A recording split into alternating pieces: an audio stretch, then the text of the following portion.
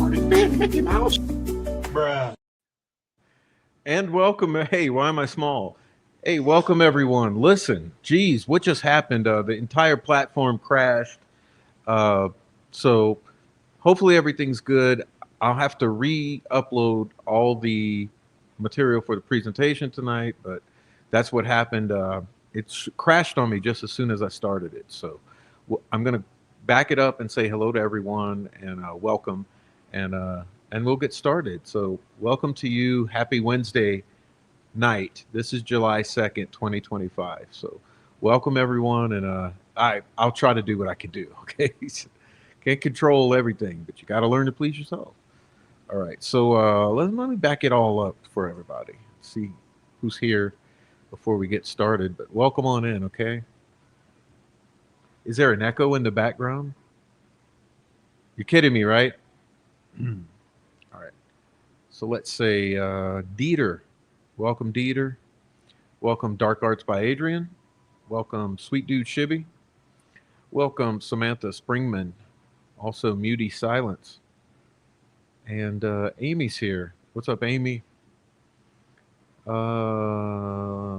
Miss Pie Crust, Nicole Watt, Deb, Rebecca Ann, um, Nicole Watt. I said hello. Omort Newmort, um, Carla Ann. Welcome, Carla Ann. Saying hello to everybody. Um, Dom S. Welcome, Dom S. Welcome, Christina. All right. Welcome. It's a new day. Welcome. It's a new day. Dark Arts by Adrian. I said hello. Hey, Rhonda Holton. Hello to you. Hello to who else? David Rogers. Hello, David Rogers. All right. Good to see everybody. Okay. I see you guys coming in. Thank you for coming in. We got a brown-eyed girl. Hello to you. All right. Mm, Jojo's here. Welcome, Jojo. All right. Hello to you. Uh,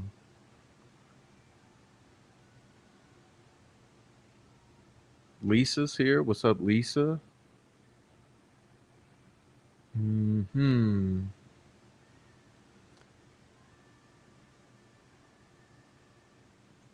Heavy Metal Rehab. What's up to you?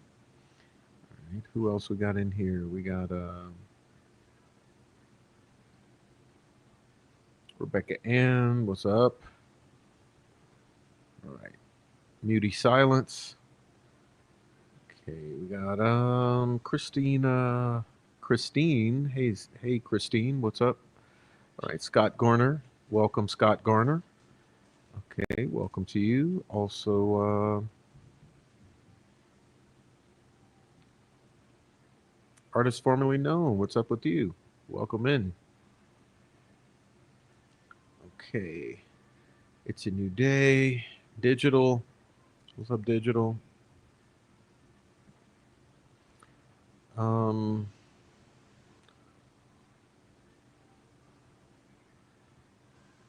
well, welcome everyone who's come in, and we will be welcoming everyone else in who comes in. Okay, so who knows who else will come in? We'll welcome everyone in and have a good day. Just a moment, please.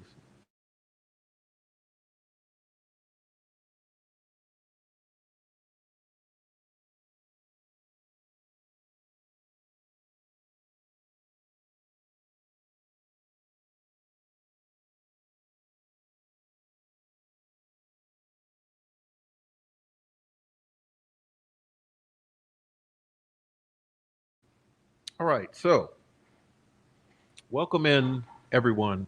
Today's show is called Crabeaus Hank. Okay, Crabeaus Hank. We have a lot to get into tonight. Um, And shoot, man, I got to tell you, it's just so annoying here that my whole platform crashed because I got to start everything all the way over. Um, but I will do that. So we'll be slowly doing it. First thing I wanted to do was let's see if I can manage this. Let's see. Hmm. Let's see. All right. If I can handle this.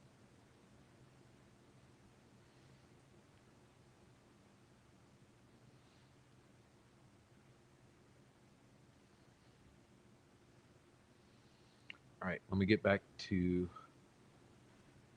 here. All right. Geez. And then we'll go to here.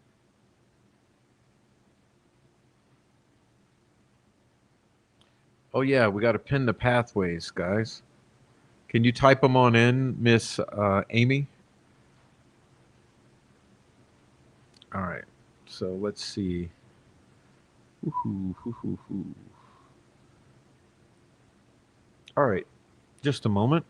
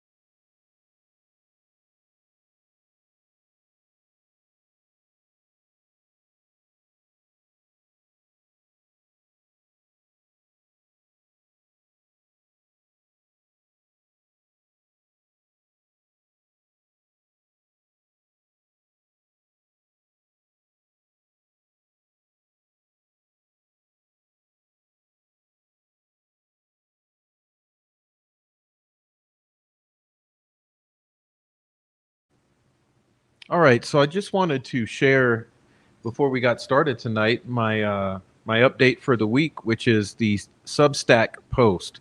Okay. So I decided to make a post on the Roblox video. Okay, and you will see if you're not a paid member.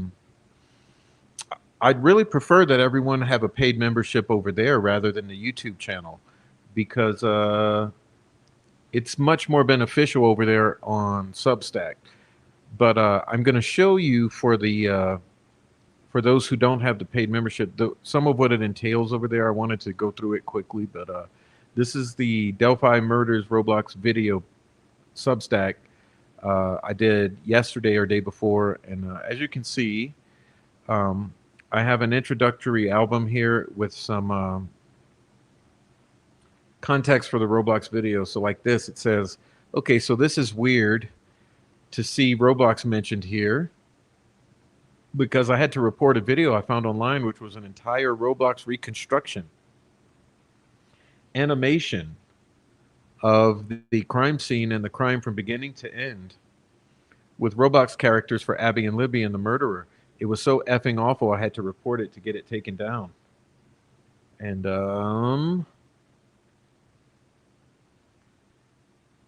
I remember exactly because of how disgusting it was. It was odd because I remember seeing a very famous 1 million plus Roblox YouTuber early in the comments encouraging the video. Then it says here, um, I see a whole ass animated movie of a double child murder in graphic detail with a music score and a script. The whole thing was an absolute disgrace and it must have been taking a big investment of time. It seems like some depraved Roblox snuff film and bizarrely detailed. It was very horrific for sure because of the way it was filmed and very snuff film torture porn style, and not in favor of Abby and Libby. It even showed scenes of the girls being raped. It says, what's really creepy to me is someone had to build that whole Roblox bridge map and hired other people to control the characters, the other characters. I used to play and build on Roblox when I was a kid, and let me tell you, building maps takes time. The amount of time and effort to make this child murder, sexual assault snuff film is disturbing. The film even included a murderer walking the trail from the car park and commentary gradually reaching a crescendo of excitement. A full murder movie and done as if it were titillating, like creepy wank snuff for psychopaths. Okay. It was made to look like a K-pop little girl made it, and all the replies to negative comments were childlike replies from the creator. It was very disturbing knowing what we know now, that Roblox chats might have been involved in the murders. Yes, the whole thing was deeply sus. And I found it weird. Absolutely nobody online outside of the comments of that video even mentioned it. Thanks for making me see I wasn't crazy and didn't just dream that entire thing. Okay, then there's some information on Roblox, right? And then I go into describing what I think happened in how Adrian and Alex were able to insist that people who were holding this video give it to the world. And so here it says, you'll see that on, well, the following series of screenshots lays out the series of events that led to the re-release of the video. It says, you'll see that on April 10th, 2025, and Light in the Dark made a live stream demanding that those who were secretly holding the Roblox video make it public. And that's a live stream. Okay. And that was April 10th. And it says, April 15th, there's a response. Okay. Then it says that April 21st, there's a live stream. And in the chat of this live stream, the link to a freshly uploaded copy of the video is dropped. And I show that. Okay. Then I show how during the April 21st, 2025 live stream, someone begins discussing the Roblox video, mocking those who are asking for it and referring to it as being on a public access site. Okay. Only 30 minutes into the live, Jinx13 drops a link to the video, which is being hosted on streamable.com. At that time, I visit the link, which showed that the video had only been freshly posted in its original format and quality, having a total of only 6 views at the time that I clicked on it. Okay. And you can see there, that's the link being dropped here. See?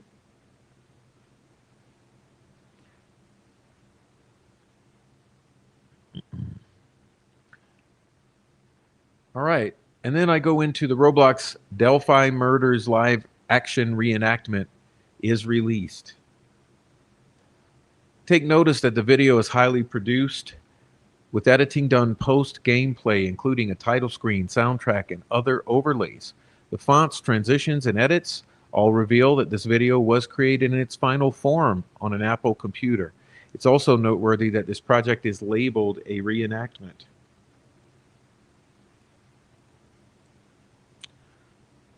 Okay, and here's where there's a paywall here.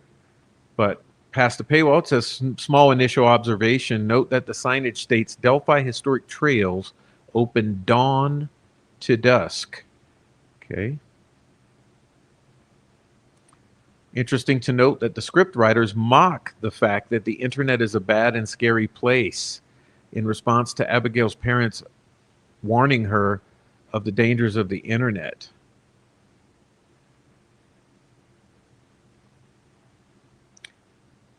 Here is the first occurrence of the letter X interjected into a word. Here, snap is spelled as SNXAP, referring to a supposed Snapchat post. Also, you will see the fake Abby Snapchat image overlaid over the initial gameplay.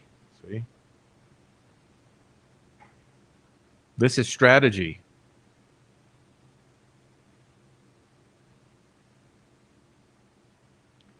Here you'll see what appears to be a username glitch as Madison is briefly displayed as the name for Bridge Guy.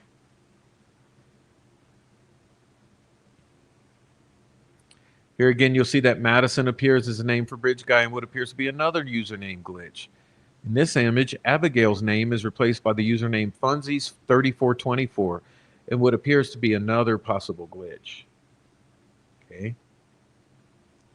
I've highlighted some creepy dialogue that occurs after the essay scene. Just prior to the murder of Libby, you'll see the fetishization of the victim. Okay. In this scene where Libby is killed, a chat box pops up momentarily and reveals another username, Leah Michelle, formerly known as Yami Ox. And you can see here the box that I'm referring to popping up, revealing the actual usernames. Okay. In this screenshot, I've highlighted the name Abigail Williams, which has an X interjected into Abigail's first name. Note Tamaguchi with the X possibly replacing the U. Okay.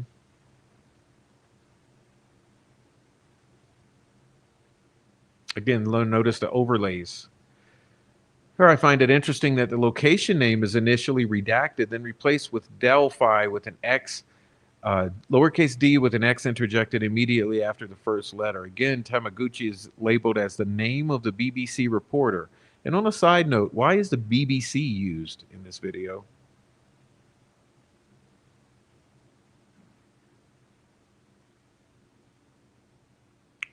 Note that this closing character is in a room labeled as Blonde Sorority Girl VIP Besties.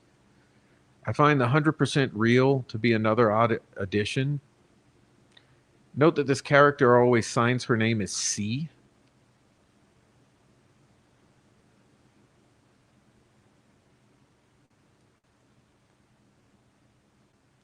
And I say extremely bizarre after viewing a reenactment of an essay and double murder, and while talking about two real young murdered girls, this juvenile female character gleefully takes off her pants and claps her cheeks in a very disrespectful, celebratory, dancing fashion to end.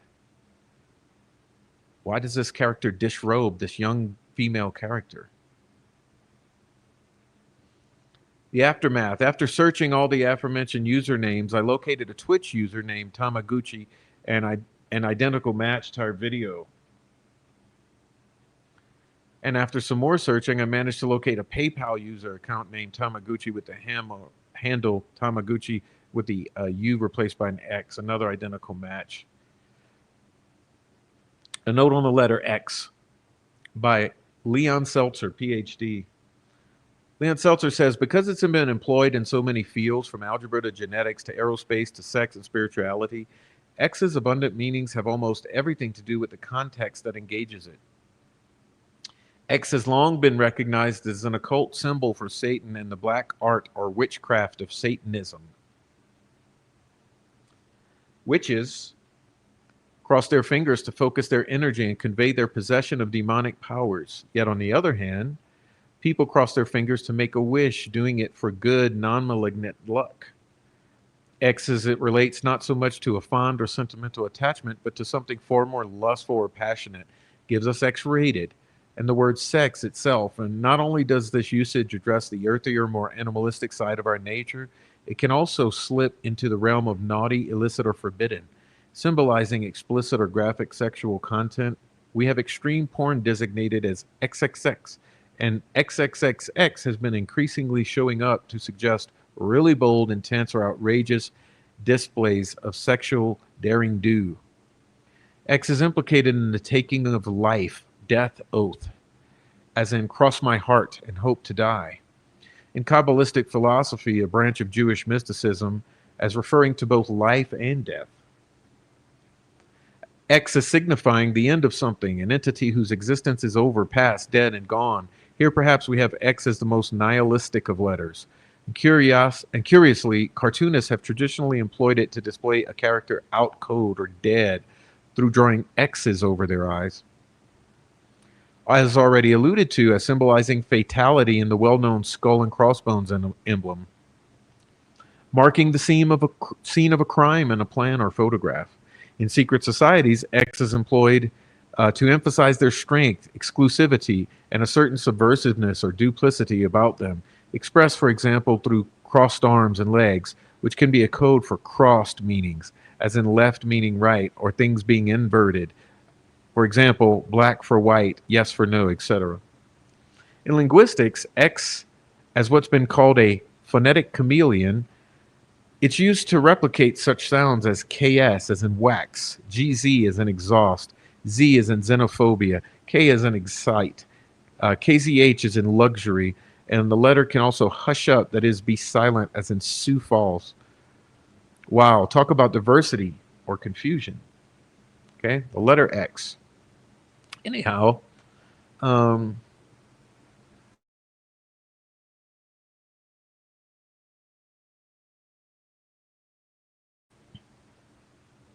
that's a quick review of the Substack post regarding the Roblox video and some of my initial impressions of it. I'm still working on various aspects of it, so I'll leave it at that for now, but it's over there. Please do go to Substack and subscribe. It's at Read the Prof at Substack.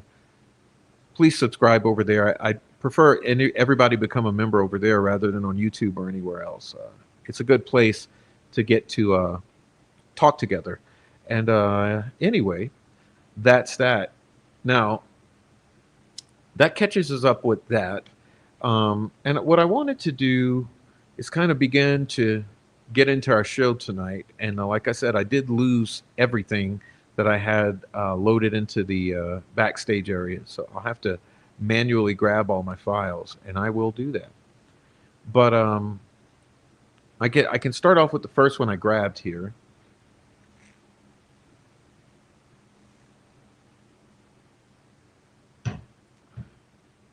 All right. So you guys may remember. Oh man.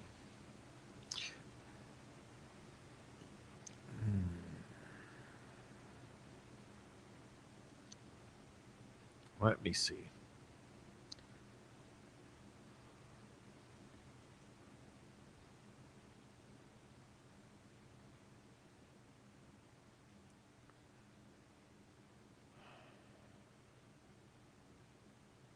All right. So let's see. All right. So you'll remember that on March 12th of this year, all shit hit the fan in Delphi, which is that some individuals took it upon themselves to post a video that they are claiming is the original video from Liberty German's cell phone onto a website on the internet. Now, we do find it pretty odd, don't we, that we're now in July, the first days of July, and the court and Judge Gull have refused to release any of the footage so far. Now, this is important because there are several things at play here. And I think that lots of people have not yet considered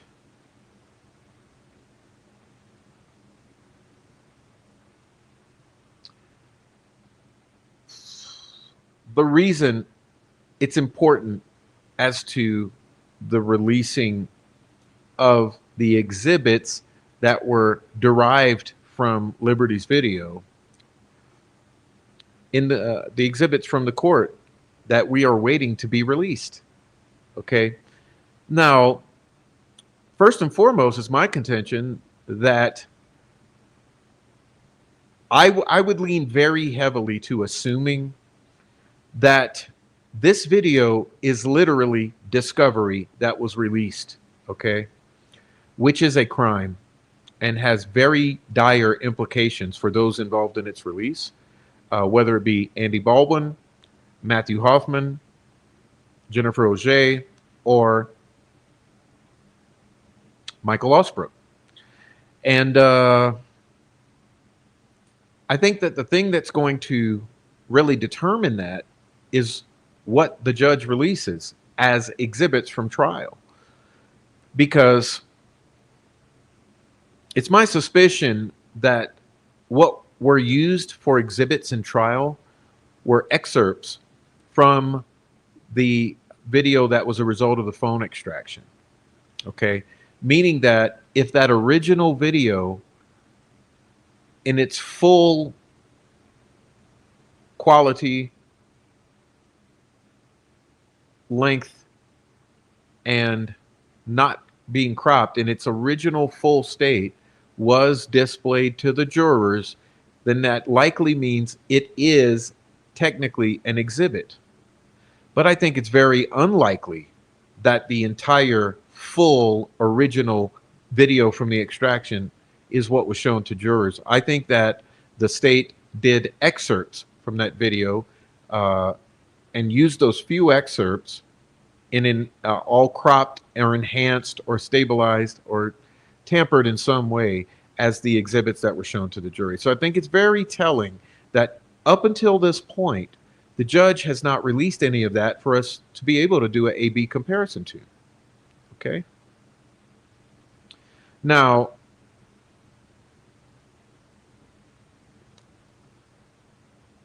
on March 12th, this group decided to take it upon themselves and release this. And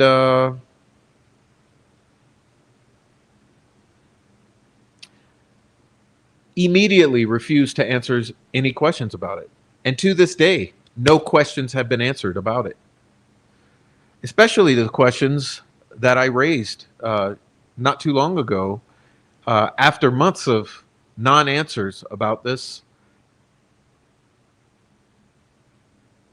I raised these questions, okay?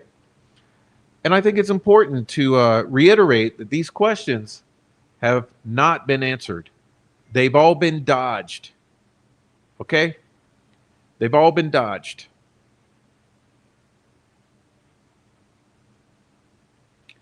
These questions should not be hard to answer. These questions are the most simple questions that could possibly be asked about this incident. And it's a mystery why it would be so difficult for anyone to answer any one of these questions.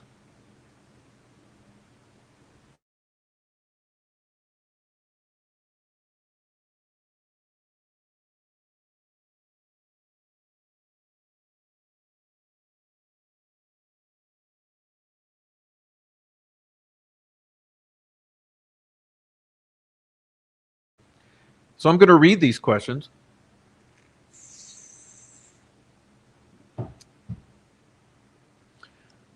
How did the video from Liberty German's phone extraction get onto the website? Whose hands did it pass through between leaving Baldwin's office, quote unquote, and it being posted on the website, quote unquote? Question: why is that a difficult question to answer? Not a single answer. Next question: who handed it from Baldwin to the next person in line? Was it Osbrook, as he claimed?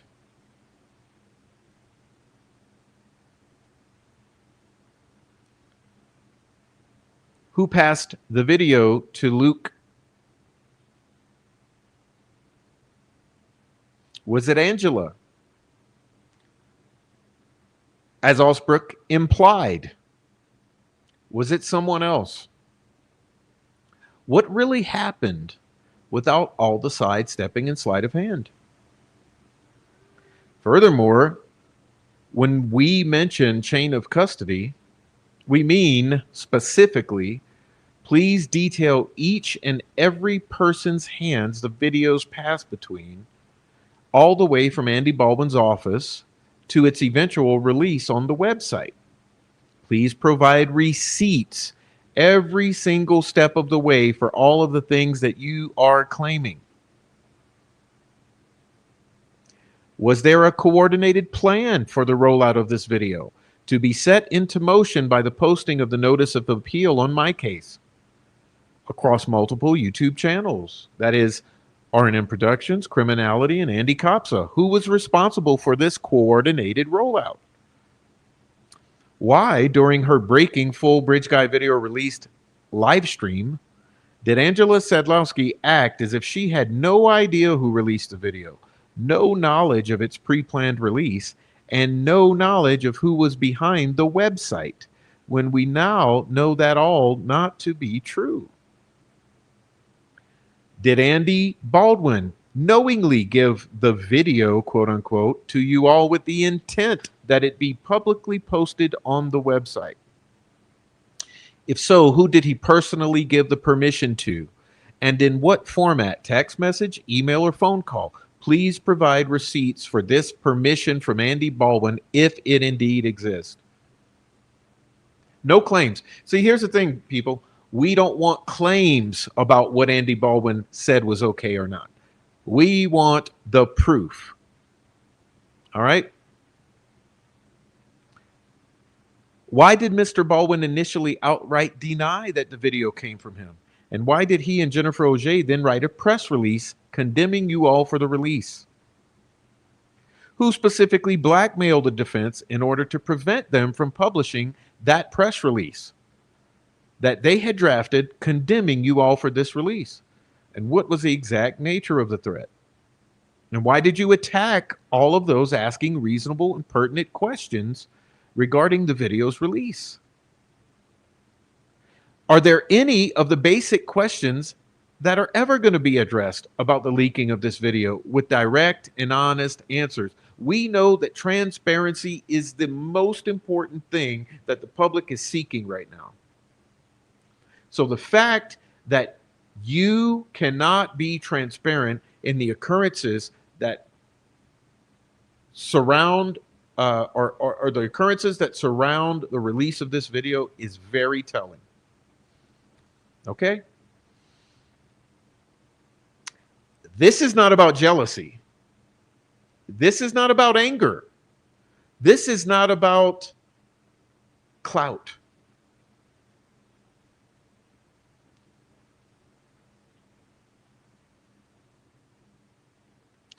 Furthermore,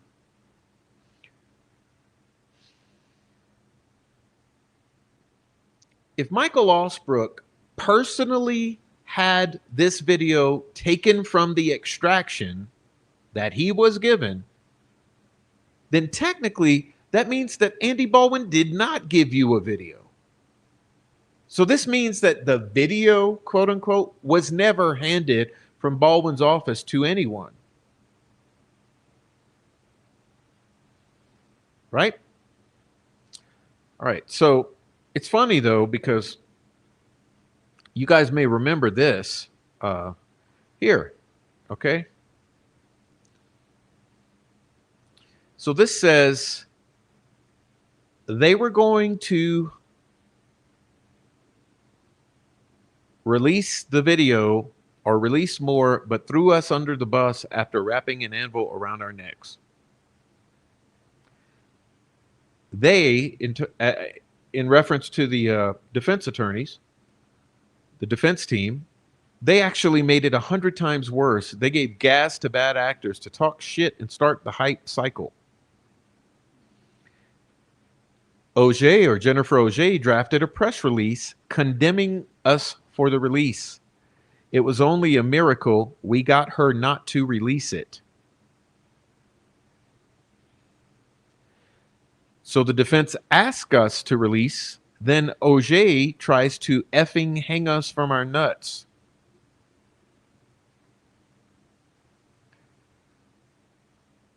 Okay.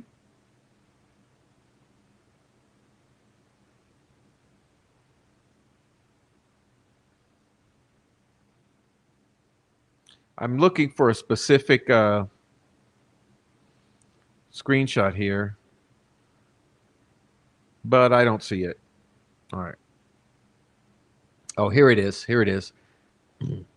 It says, you're not thinking about, Michael Osbrook says, you're not thinking about the situation correctly. In my view, it has never been about being retained for anything. It has been about getting access to stuff from which the investigation could be advanced in a case already more than 8 years old. Okay.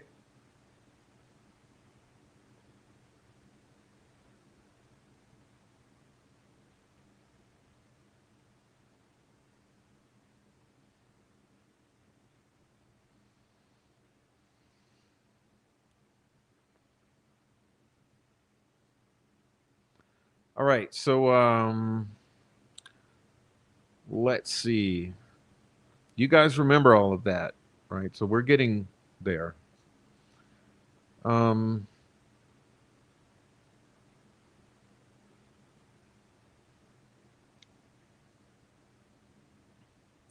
so this is a response I made sometime after all of that, where I said,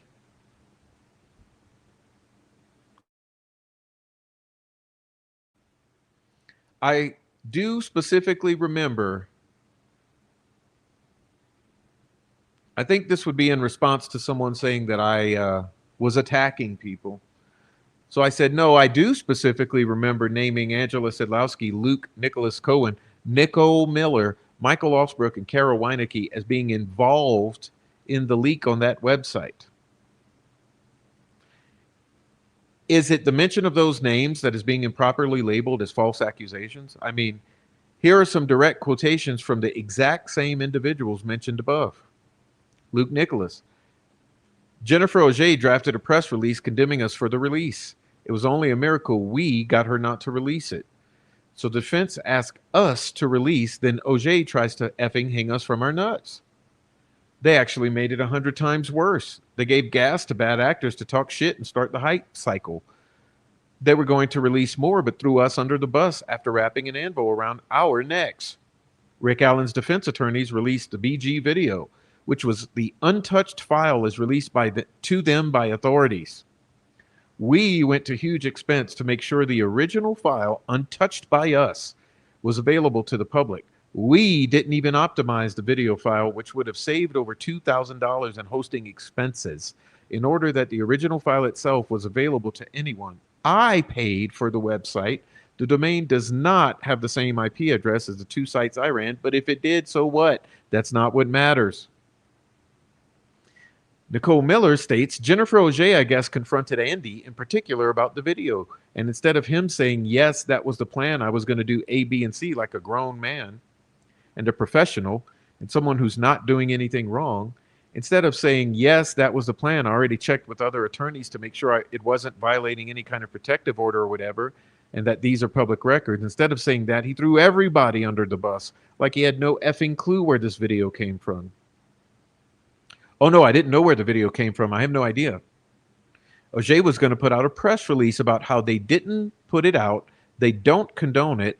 They don't condone any additional exhibits getting out, throwing all of us under the bus.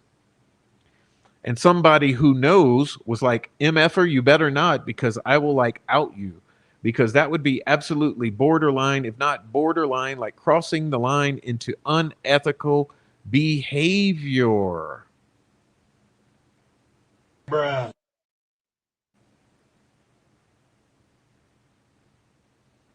If you tell her that you had no idea that that was being posted, you are lying. And thankfully, nothing came out. But it just seemed as though people stopped giving a F. Like, the video was not enough. I'm glad it's out, but I was calling him a pussy. Angela Sedlowski, we had a literal list, all right, of like a planned out release. Bruh. What they had like a planned out release with like an itemized list of the things that were going to be released. Like it's the most disingenuous bullshit. And for trial counsel to not be bending over backwards to go to bat for them.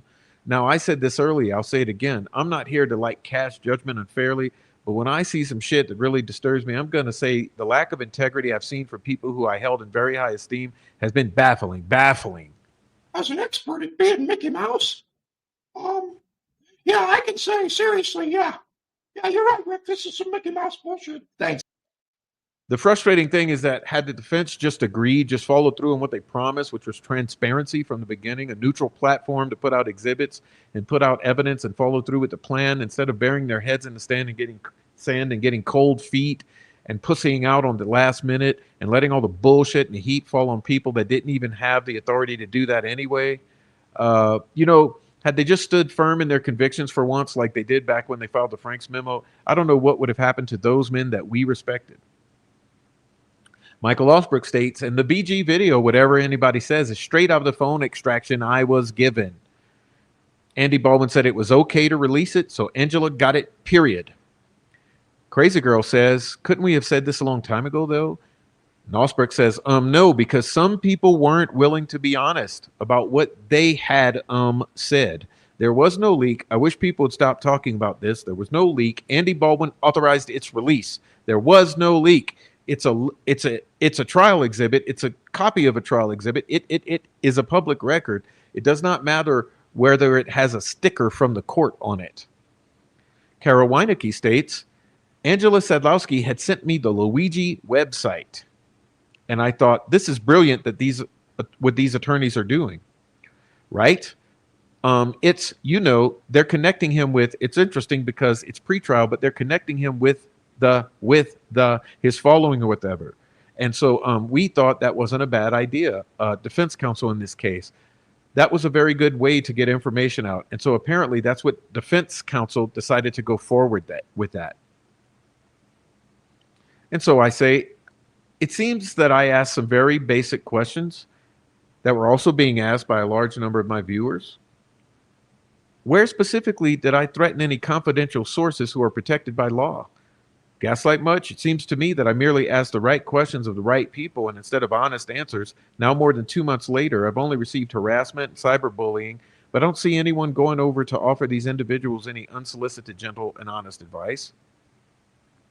On the contrary, I only see people associating and participating with the very same individuals who have chosen to respond to these important questions with gang stalking, intimidation, harassment, and doxing instead of honesty, truth, and transparency.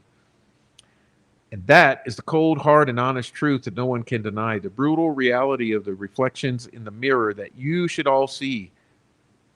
This seems cruel and not productive, does it not?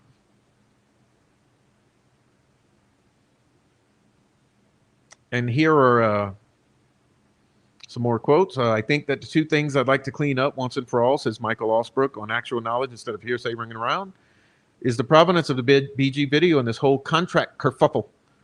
And the BG video, whatever anybody says, is straight out of the phone extraction I was given. Andy Baldwin said it was okay to release it, so Angela got it, period. All right. Crazy Girl says, couldn't we have said this a long time ago, though? No, because some people weren't willing to be honest about what they had said. Who were some people? So that people would be comfortable with us having access to discovery, we suggested becoming post-conviction counsel. At which point, I was asked to write up an agreement and send it to people who mattered. All right. Sluti says, to the point where Jennifer Auger was going to put out a press release about how they didn't put it out. Don't condone it. They don't condone any additional exhibits getting out.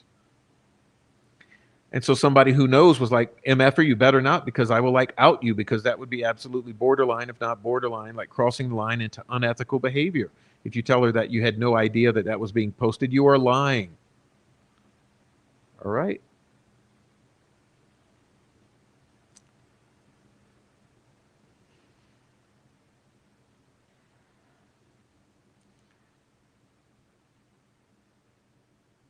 And so Wish TV reports that Murder Sheet said where this becomes uncomfortable is when you're bringing in internet sleuths who are not even from Indiana to do this with zero training.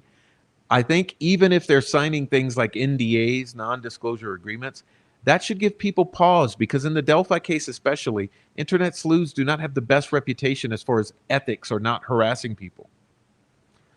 Kara Weinecke said, I expressed doubt about that the defense would have had time to vet hundreds of jurors before the May trial date. A friend offered her help. I said I would let the defense team know. I did. They said no, that is not jury tampering. Murder Sheet podcast told iTeam8 that the group chat also revealed the strategy of the defense team by talking specifically about how they plan to discredit the ballistics expert who matched the bullet found at the scene with Allen's gun.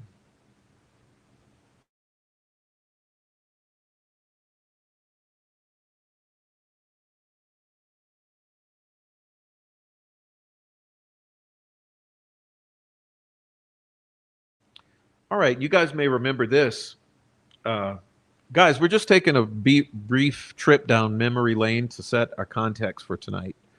And for there may be those of you who have not ever seen any of this, so this will be a first go round for new viewers. But Erica Morse, you guys may remember that she released this statement saying the following statement is being made at the request of Kathy Allen. Michael Osbrook does not represent Kathy Allen.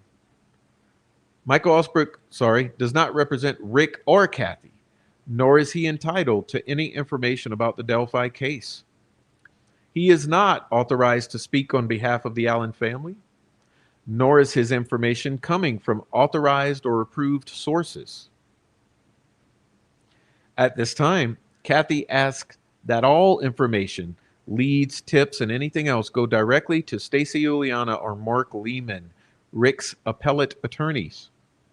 Feel free to share throughout all of the Delphi groups and pages, as this must be cleared up ASAP. Also, if you've been told that you can be hired as a PI through Osbrook or have been acting as an investigator on his behalf, please notify Rick's appellate team immediately. Thank you.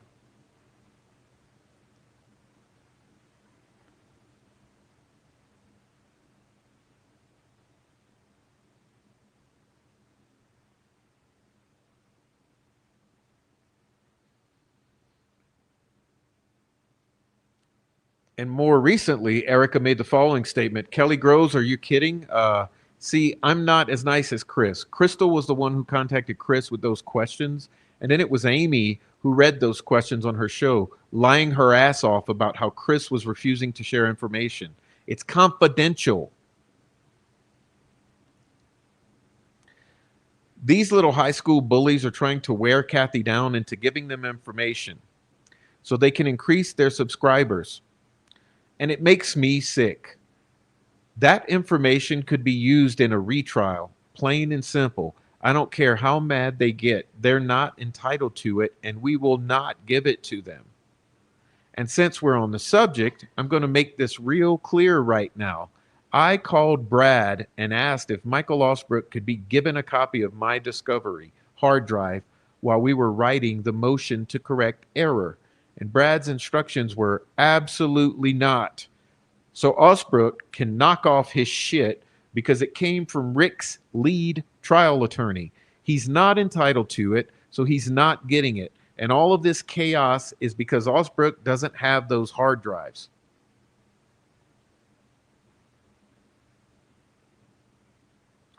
Okay? So are we starting to get the flavor of some of what is happening here with all of this? Now look, I'm going to bring you down memory lane a little further.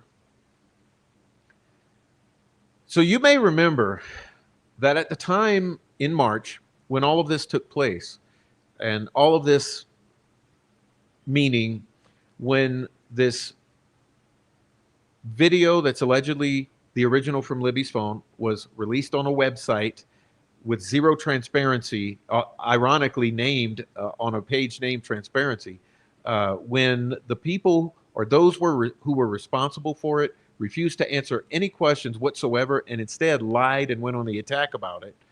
Um, they rolled out this pressure campaign. You guys may remember this. These people, the same group of people, no matter how much they may deny it, they rolled out an intense pressure campaign directed at or aimed at Kathy Allen. And this was all throughout March. So from the release of this video and for the next month, this group and all of their followers rolled out an intense pressure campaign. And I would say like we're talking about the Due Process Gang and all of their followers. And this pressure campaign was especially noticeable or evident on Twitter. So as I was watching Twitter, I really started to see this pressure campaign roll out in late March and on into mid-April. And I thought, my God, why are they so trying to pressure or develop this atmosphere of pressure or stress around post-conviction attorneys for Rick Allen? And remember, I brought to your attention this contract and then the difference between post-conviction investigation and uh, and some sort of civil action, and then they were conflating some potential statute of limitations with a tort claim and with civil rights, federal uh, uh, claims, and then there were just lies and misrepresentations, and there was this constant pressure, and uh, and zero questions were answered. There was nothing but deflection. There was a whole gang stalking attempt, particularly aimed at Christine, Erica, and myself, and also, but somewhat directed towards Adrian as well. All of us asking these questions. Okay, zero answers. Still to this day, as I mentioned, zero answers. Okay, and so at the same time, the questions about the funds from some of the donors started asking about the funds, and they started observing how these same people were behind it. So this due process gang was also behind the fundraiser. Okay, and there were all these contradictions. For instance, Michael Osbrook had this contradiction in which he was publicly stating that the funds were in David Hennessy's possession. And privately, to the defense investigators, the former defense investigators, Christine and Erica, he was relaying that the funds were in the hands of Andy Baldwin's office. So all of these contradictions, okay? And even to this day, there's been zero proof. There's been only more questions. For some reason, this entire due process gang and all of the orbiters will not answer a single damn question about any of this. But what they will do is consistently pressure, deflect, and gaslight about it all, to the point where they've now convinced Amy at Case by Case that that there is an entire effort on the part of Erica, Christine, and myself on behalf of the state of Indiana to withhold or to not share information with fucking YouTubers.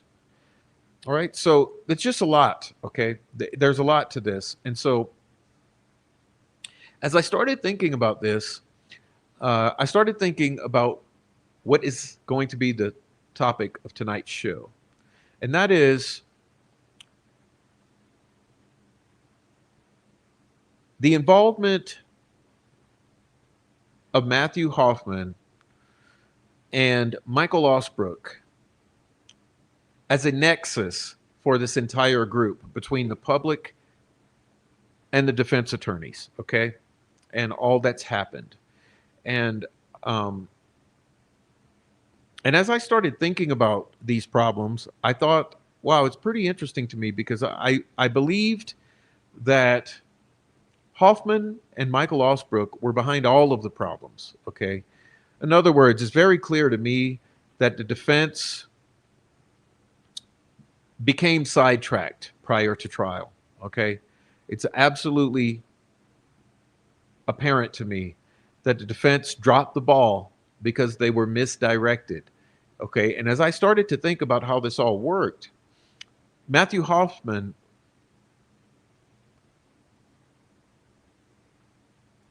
placed himself in the hot seat because Matthew Hoffman was the nexus here.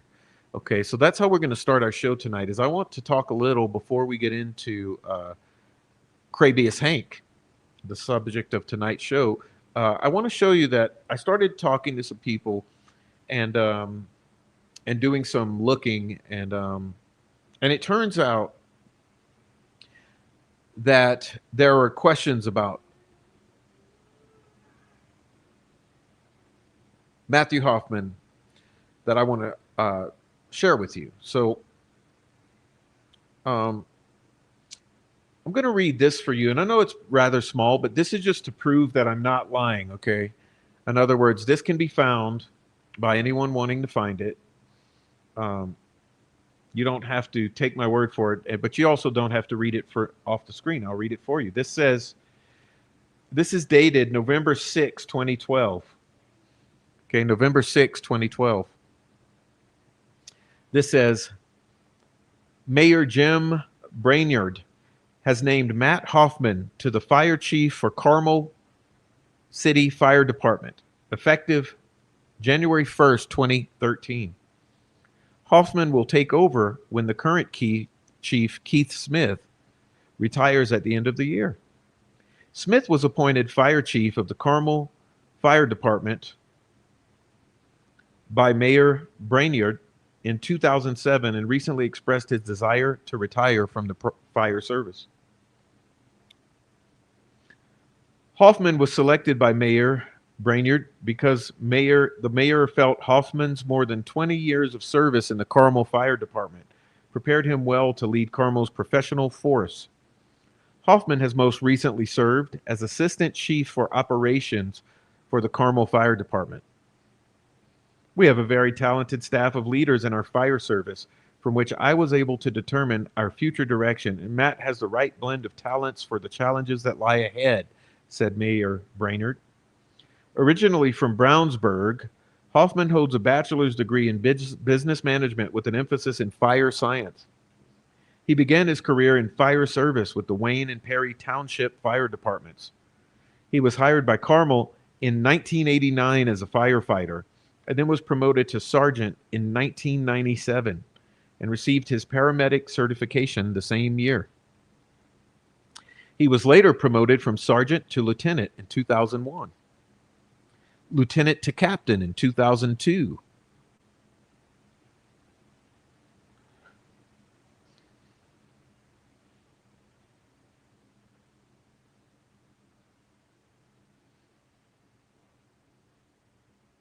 Training chief in 2008, and assistant chief of operations in 2010. I'm very pleased that Matt has accepted my appointment to chief of Carmel's fire department, said Mayor Brainerd. He continued by adding, this is a professional force that is in the final stages of accreditation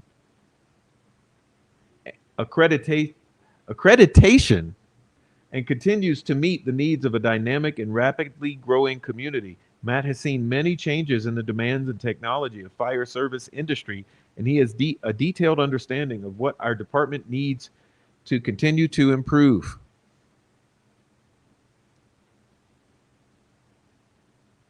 Chief Smith retires from a career in the fire service that began in 1965 as a firefighter in the Indianapolis Fire Department, where he was promoted through the ranks.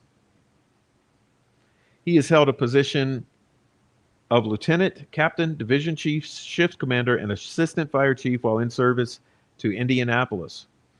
From 2000 to 2002, Smith served as battalion chief and director of corporate development. He was also chosen by the city of Indianapolis as a full-time staff to the 2001 World Police and Fire Games office.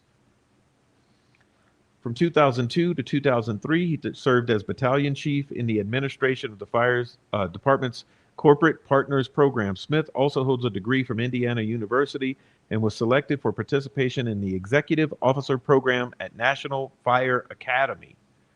Okay, now,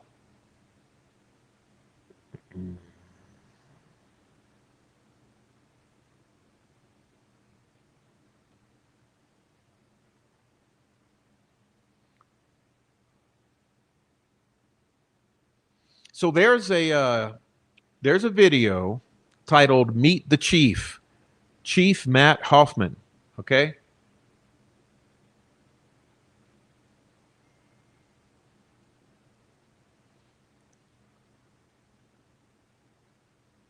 By the city of Carmel, Indiana. This video was produced by the Omni Center for Public Media Incorporated. Okay.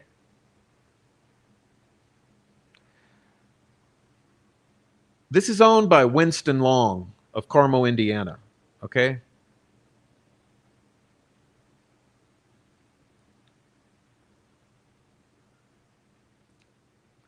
Carmel, Indiana, Omni Productions, Winston Long.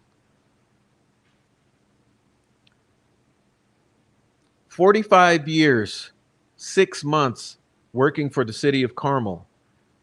Carmel Police Commissioner from January 1980 to present. 45 years, 6 months.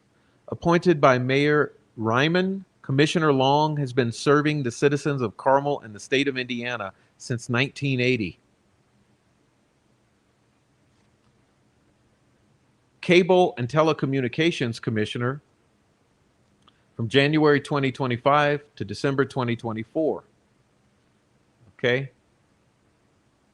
President and General Manager of Omni Productions, January 1976 to present. Vice President, the Omni Center for Public Media, 1986 to present. Board Member Emeritus, Carmel Rotary. Okay. This is Winston Long. Okay. Winston Long, here it is, of Omni Productions. And it's very important to keep in mind that, I'll bring this down for a minute. Carmel, Indiana is a small town. Any of you who would know or have experience with the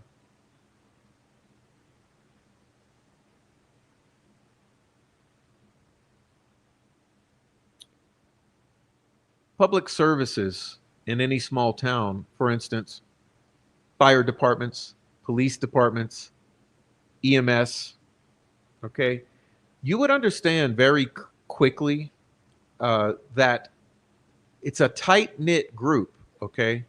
So in other words, the firemen, the police, and the ambulance drivers, the paramedics, they always are a tight-knit group in a small town because they work together every single day, all right? So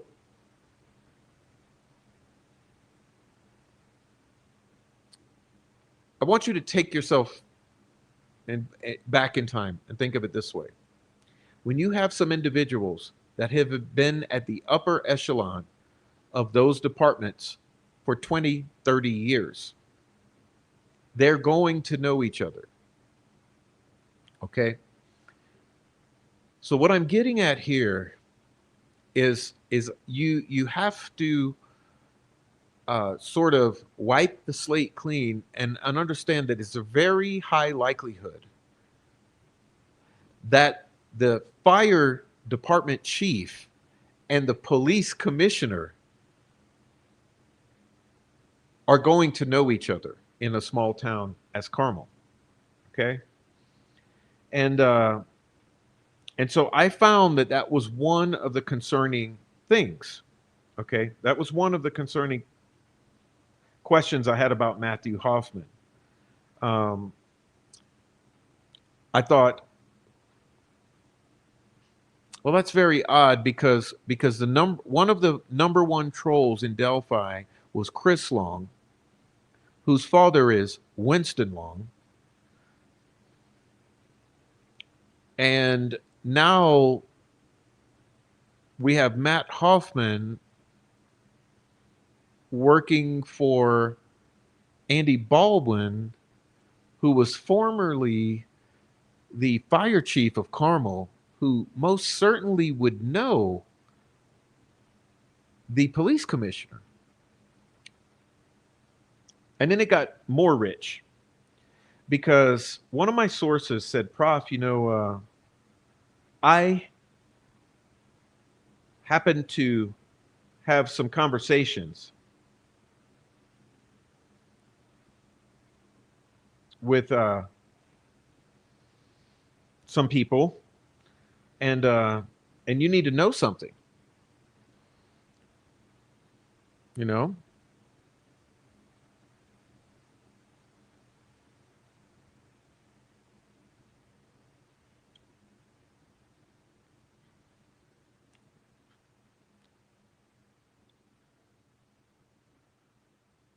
All right. Sorry. You guys are distracting me in the chat. Come on, man. Do better in the chat. This is not easy to get through, and we don't need bullshit in the chat. Doug Carter, this says, Indiana State Police Superintendent retires following a career spanning nearly 4 decades. Indiana State Police Superintendent Doug Carter has retired following a career in law enforcement which spanned nearly 40 years. Born and raised in LaPorte, Indiana, and after graduating from LaPorte High School in 1980, he went to attend Ball State University. He holds a Bachelor of Science degree with an emphasis on management, leadership, and organizational structure from Indiana Wesleyan University. The son of a state trooper, Carter followed in his father's footsteps, and in July 1984, he was accepted into the 42nd Indiana State Police Recruit School. He served 18 years with the Indiana State Police from November 1984 until December 2002 and was assigned to the Pendleton State Police District while serving in Hamilton County. And here's where it's important. In 2002, Carter sought the elected office of Sheriff of Hamilton County and ultimately served 2 terms from January 2003 through December 2010 as the elected sheriff of Hamilton County. Appointed by Governor Mike Pence, Carter became Indiana's 20th superintendent of the state police on January 14, 2013, and was reappointed by Governor Eric Holcomb on January 13, 2017. No one to shy away from public spotlight, he led the state police through some of the most difficult times, including civil unrest in 2020, the COVID-19 pandemic, decreased public perception of law enforcement, and 2 of the highest profile cases in the agency's history, the Delphi double murders and Flora fire investigation. Through it all, Carter and his staff continued to take the state police forward by providing body in-car cameras for all sergeants and troopers, state-of-the-art communications equipment, moving to an all SUV patrol fleet, more robust training program, bringing more resources for mental health assistance to employees, and an increased effort in recruiting and retention, to name a few. Carter, who served as superintendent for 12 years, was the longest serving superintendent in the nearly 92-year history of the Indiana State Police. Carter resides in Hamilton County with his family. Okay. This is another one. It says Superintendent Doug Carter previously served 18 years with the state police from November 1984 until December of 2002 and was assigned to the Pendleton State Police Post, where he worked in Hamilton County. Hamilton County is now part of the Indianapolis Post. He successfully ran for the elected office of Sheriff of Hamilton County, serving 2 terms from January 2003 to December 2010. Okay? Now, here's where it gets rich. He successfully ran for Hamilton County Sheriff. Do you know who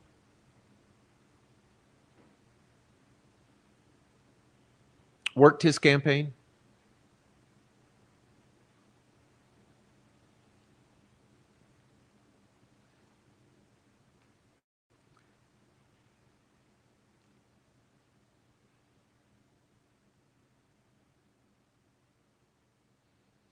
Matthew Hoffman. Matthew Hoffman ran Carter's campaign for sheriff of Hamilton County. The same Matthew Hoffman who was fire chief of Carmel, Indiana, who you would assume must know Christopher Long and Winston Long of Carmel, Indiana. Okay? So all of this concerned me. All of this concerned me highly because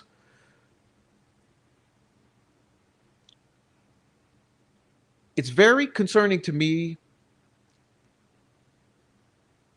the way in which Matthew Hoffman got brought into Andy Baldwin's office, and which is that he invited himself in. Okay, he invited himself in. So when Hoffman came into Baldwin's employ or office in an official capacity, it was at his own doing. He remembered that he had the personal connection to Andy Baldwin from high school. And so he reached out and contacted Andy Baldwin and therefore got brought all into it. And it is my contention that Mr. Hoffman was one of the key players who misdirected Andy Baldwin's entire defense strategy. And particularly, I think that was in large part due to the influence of the due process gang, okay? The due process gang. Now, let's see.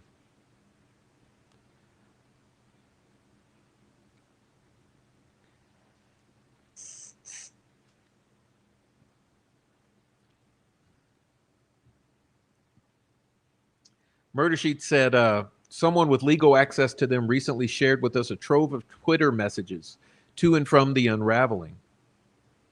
These include messages sent to what they called the due process gang.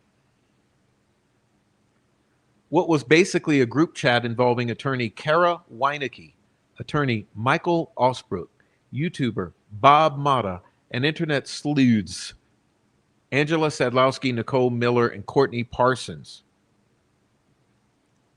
These messages paint a picture of efforts behind the scenes to manipulate public opinion about the case. They also demonstrate the extent of the connection between the defense team and YouTubers. In addition, they reveal details of what went on behind the scenes regarding the fundraiser. They also include a discussion of the plan that seems to be the first steps down the road to jury tampering. Okay? Now, in response to that, Osbrook wrote this following. It says, y'all are about to hear from everyone's favorite know-nothings, Murder Sheet, a fairy tale they're going to try to construct out of some of the group Twitter DMs. As with so much about Delphi, their evidence won't prove even plausibly what they claim it does, but it does. And all you have to do is go take in those episodes, okay? But I found it odd because I started thinking about this. And I remembered this particular instance here. On December 9th, 2023, Michael Osbrook made the post, had the great opportunity to talk about the Delphi case, mostly from a habeas perspective with the Murder Sheet in an episode that dropped Wednesday. The responses have been, shall I say, an interesting education in the social media universe.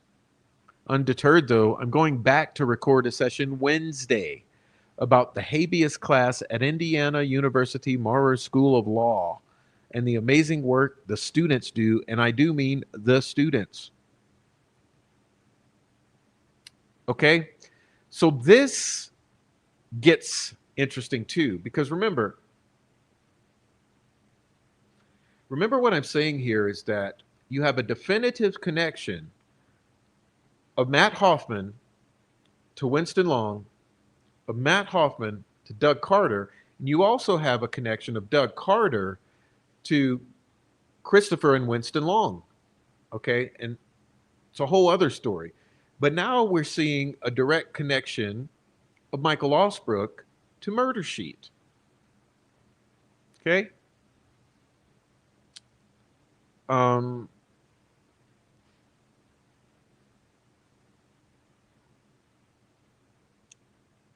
I'll read this for you. This says, according to screenshots obtained by the Murder Sheet, the group chat was called Due Process Gang. It consisted of Kara Weinecke, a lawyer who represented Allen in the fight to keep his attorneys on the case, an attorney representing Allen's attorneys, and several YouTubers who talk about true crime cases that include the Delphi murders.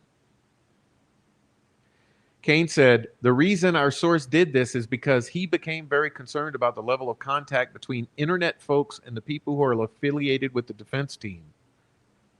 Weinecke told Team 8 that the group chat was filled with people who love true crime as she does. They talked about cases happening across the country. She claims the screenshots were obtained illegally.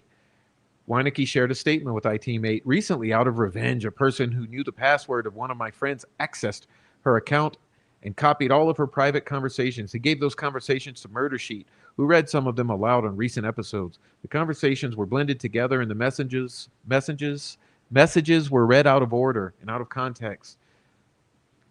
The purpose to make it seem like they were hired by Allen's defense team to sway public opinion. We were not. Ooh, rich.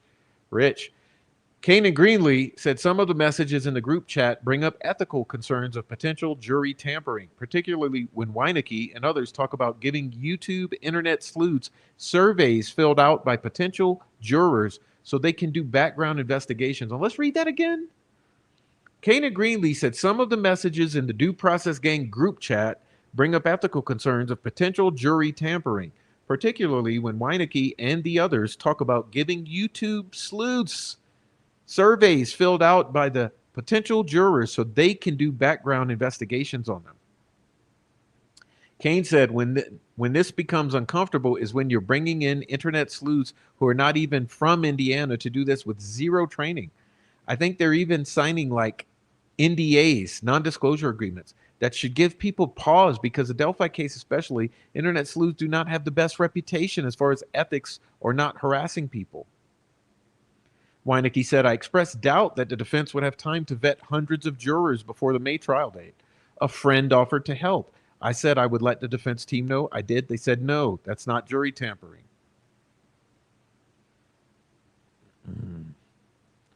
All right. So Second Location on Reddit says, the allegations of jury tampering or harassment of potential jurors. This was the most serious allegation. Michael Osbrook has a colleague that specializes as a jury consultant who was willing to work for the defense, but he could only do research on about 10 to 20-ish jurors in the time allotted. Michael Osbrook had law students who were waiting to take the bar, who volunteered to be trained by this expert and help research the social media of prospective jurors. All researchers would be required to sign an NDA. Only public things would be researched, such as criminal records and social media. This is completely legal, and both sides do this in high-profile trials. This was an offer that wasn't taken up by the defense as the trial was delayed.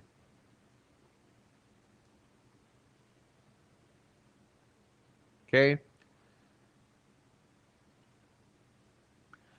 Bob Mata admitted that he referred to Fran Gull as a bitch. Who hasn't? Pondered this if this was released by the Murder Sheet cranks in an attempt to get the judge to bar him from proceedings. Kara Weineke admitted that she helped draft the parody motion, but this is commonly done. Okay. Michael Osbrook seems to think that it's very likely Richard Allen is innocent and is taking leads and checking them out. Either Michael Osbrook, Kara Weineke, or Bob Mata have seen, neither Michael Osbrook, Kara Weineke, or Bob Mata have seen any of the evidence or discovery.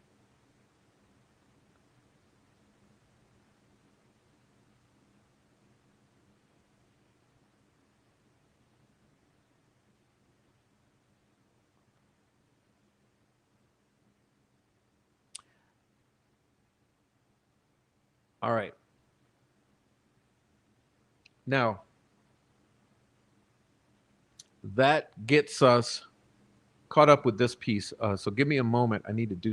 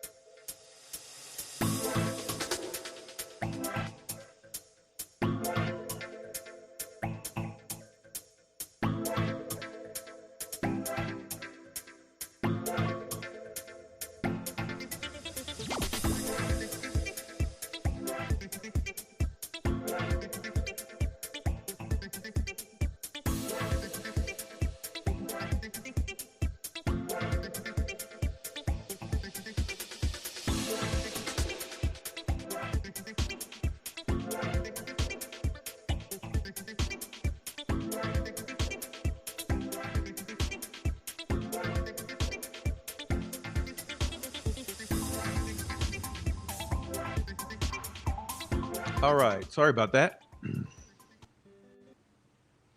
Now, all right. So I wanted to get us caught up to speed on this entire group, okay? And for all of you who've been with me for the past several months, you're already caught up, okay? We're all caught up pretty well to speed, but for those who are new or still trying to process this, the whole bag seems to be uh, there are lots of problems that can be tied to this due process gang going back in time. And I wanted you to see the context for all of this. And I also wanted you to see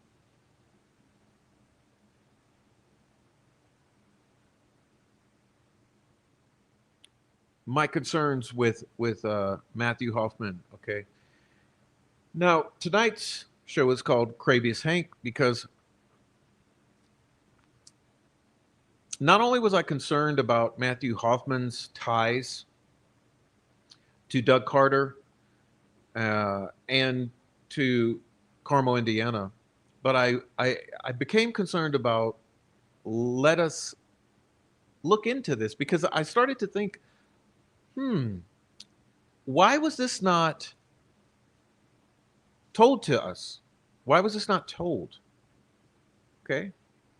And then I thought even more.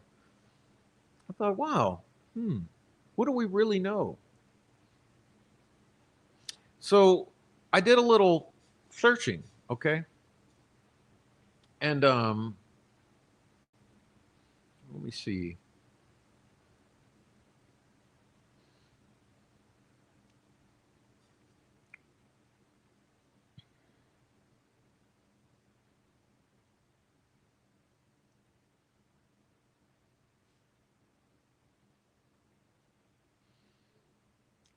So I discovered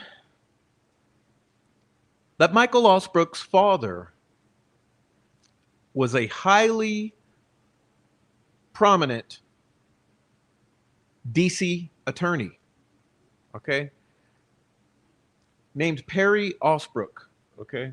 And this, I'll read this now. Okay, we'll read this now. It says Perry Osbrook, 80, a lawyer with an expertise in franchise law, who retired in 2002 as a partner in the law firm now known as DLA Piper, died January 10th at Shady Grove Adventist Hospital in Rockville. He had pneumonia. A son, J. Keith Osbrook, confirmed the death.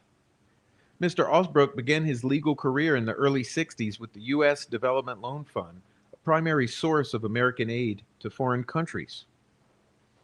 He later entered private practice and in 1969 became a founding partner of the Washington law firm of Brownstein, Ziedman, and Schomer.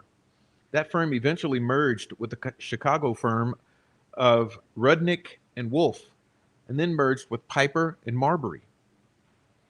He was an arts patron with an interest in including ballet and other forms of theater. He was past general counsel to the Washington Opera. Perry Cleveland Osbrook Jr. was a Little Rock native and a 1954 graduate of the University of Pennsylvania's Wharton Business School, where he was elected to the Phi Beta Kappa Honor Society. After 3 years of Navy service, he attended Harvard Law School and graduated in 1960. He moved from the district to Brighton Gardens Assisted Living in Chevy Chase a few years ago. He was a member and deacon of the Georgetown Presbyterian Church, and his other memberships included the Metropolitan Club, the Chevy Chase Club, and the Annapolis Yacht Club. His marriage to Dale Kimball ended in divorce. Survivors include two sons, Michael K. Osbrook of Bloomington, Indiana, and J. Keith Osbrook of Washington, and 5 grandchildren. I then learned that Mr. Perry Osbrook has a direct connection to the Kennedy dynasty in that You see here, it says that the Kennedy Georgetown residence was sold for a rumored $102,000 to Mr. and Mrs. Perry Osbrook, young, wealthy, with an eye on history. Then suddenly, there was a thought that the brother in law, Sergeant Shriver, might want the house if he moved to Washington for the new frontier. Attorneys Clark Clifford and Dean Atkinson went to work to unsell it, only to resell it to the Osbrooks a few weeks later. Appointments rolled out, names that meant little now, but would be heard later. George W. Ball, Undersecretary for Economic Affairs; Arthur Sylvester, Assistant Secretary of Defense for Public Affairs; Angie or Biddy Duke, Chief of Protocol; Newton Minow, Chairman of the Federal Communications Commission. Okay. And then I thought, wow, um, that's interesting. That's interesting there. And I found this letter here. So this is a letter from Jackie Kennedy in 1961, in which the house was purchased. Um, Mrs. Kennedy says, "Dear Mrs. Osbrook, it seems clear from the tone of your letter that you and your husband have no intention of giving back the hall lantern, not chandelier. I thought I made it clear through Mrs. Wise and in my own letter that, of course, I would pay for any installation, rewiring, replastering, etc., involved in replacing my lantern with another one. So it seemed unnecessary to bring that up as a bone of contention. I do feel, as you suggest, I would enter upon a vain search of antiquaries, or which would be both difficult and time-consuming for me, only to be rewarded by a letter saying, 'Mr. Osbrook and I don't think it has equal class and charm of the other one.' Let's leave it this way. You know my sentiments for the lantern and desire to have it back, because only through a sad mistake did I leave it. Did it not leave with us? If you and Mr. Osbrook can find the chandelier that appeals to you, do let me know. The price is not important. If it's more than £50, I don't care, nor do I wish to haggle with you and your husband over price. I will always be glad to hear from you on this matter. Sincerely, Jacqueline Kennedy." Okay, and it says description. Jacqueline Kennedy typed letter, 1961, signed Jacqueline Kennedy. An official White House stationery, June 21st, 1961, with original envelope. To Mrs. Osbrook, concerning a hall lantern in the Kennedy Georgetown home. It seems clear from the tone of your letter, and then it reads through, and it says, Mr. and Mrs. Perry Osbrook purchased the Kennedy's Georgetown home in 1961. Okay?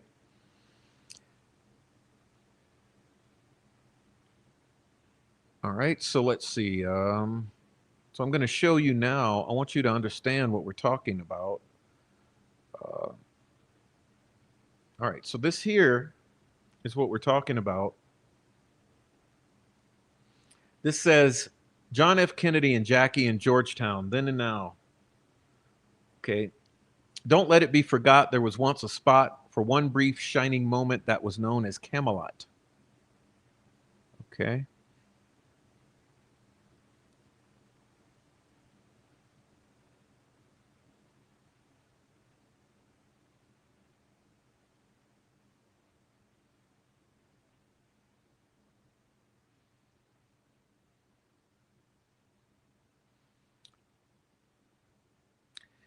So you see this 3307 North Street Northwest, this one here. This is what we're talking about here. Okay?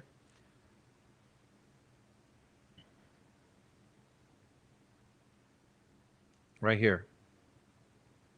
This is the home he was in when he was running for president and was elected.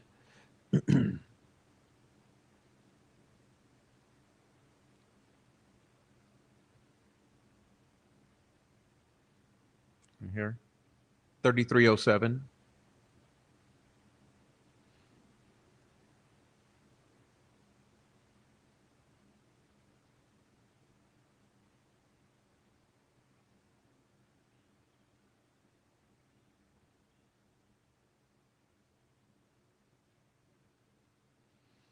Jack and Jackie with daughter Caroline in front of 3307.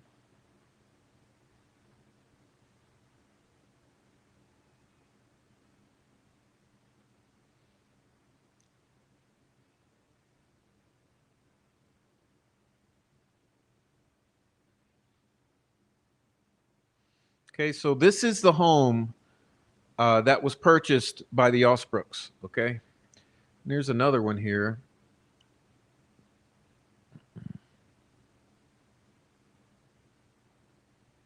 Oh, let's show this one first. It says explore JFK's former residences in Georgetown. Kennedy's former residence in Georgetown, where he lived prior to his presidency, can provide a more personal look into his life. Although the homes are private and not open to the public, walking through the historic neighborhood offers a sense of life before entering the White House, a sense of his life. Okay, and you can see um, right here, this is the townhouse that Jack bought as a gift to Jackie after she gave birth to their first daughter, Caroline, in 1957. The late John Jr. Uh, and the family lived here when JFK started his campaign for presidency. They stayed in the home until 1961 when he was elected president and moved to 1600 Pennsylvania Avenue. And again, this is another piece on the on the letter, but let's listen to this, okay? In anticipation of Election Day, as is their tradition, the Potomac Company is holding its presidential, political, and historical auction on Saturday, November 5th. Regardless of one's political leanings, the collection is unique and elegant items that will be for sale or worth perusing. Prized pieces from the Georgetown home of President and Mrs. John F. Kennedy, inhabited prior to Kennedy's presidency, are available, including a pair of outdoor sconces, a garden fountain, and a chandelier hall lantern personally purchased and treasured by Jacqueline Kennedy that was accidentally left in the home following its sale to Perry and Dale Osbrook in 1961. Correspondence between Mrs. Kennedy and Mrs. Osbrook about whether the chandelier might be returned to its previous owner is also available. My sister and I bought it in London for £50, and she gave it to me as a housewarming present.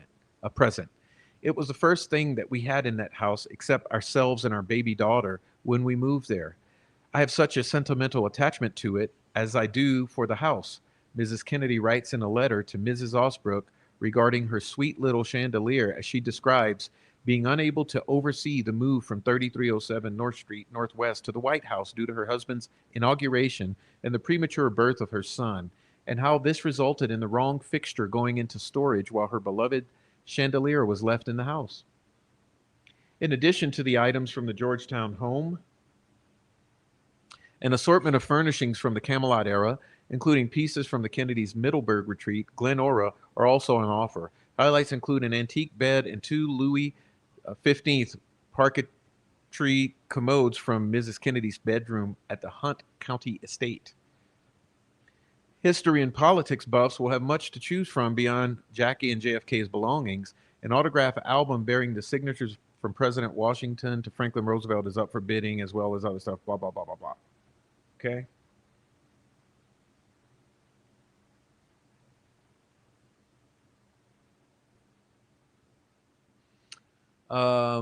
So where are we now? So, okay.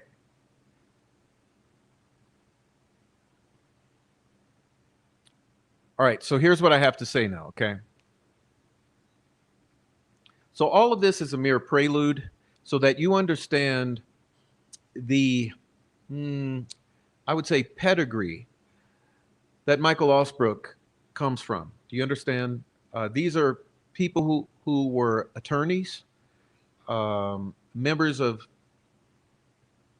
society, uh, referenced throughout the DC journals and whatnot as you go into these books, and were able to purchase John Kennedy's home when he became elected president. Um, but it gets even deeper, because you may have noticed here that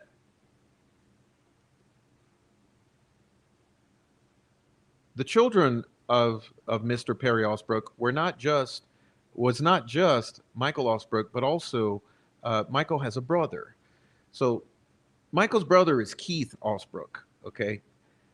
Keith Osbrook is currently senior managing director at Guidepost Solutions. Okay, and here's his LinkedIn.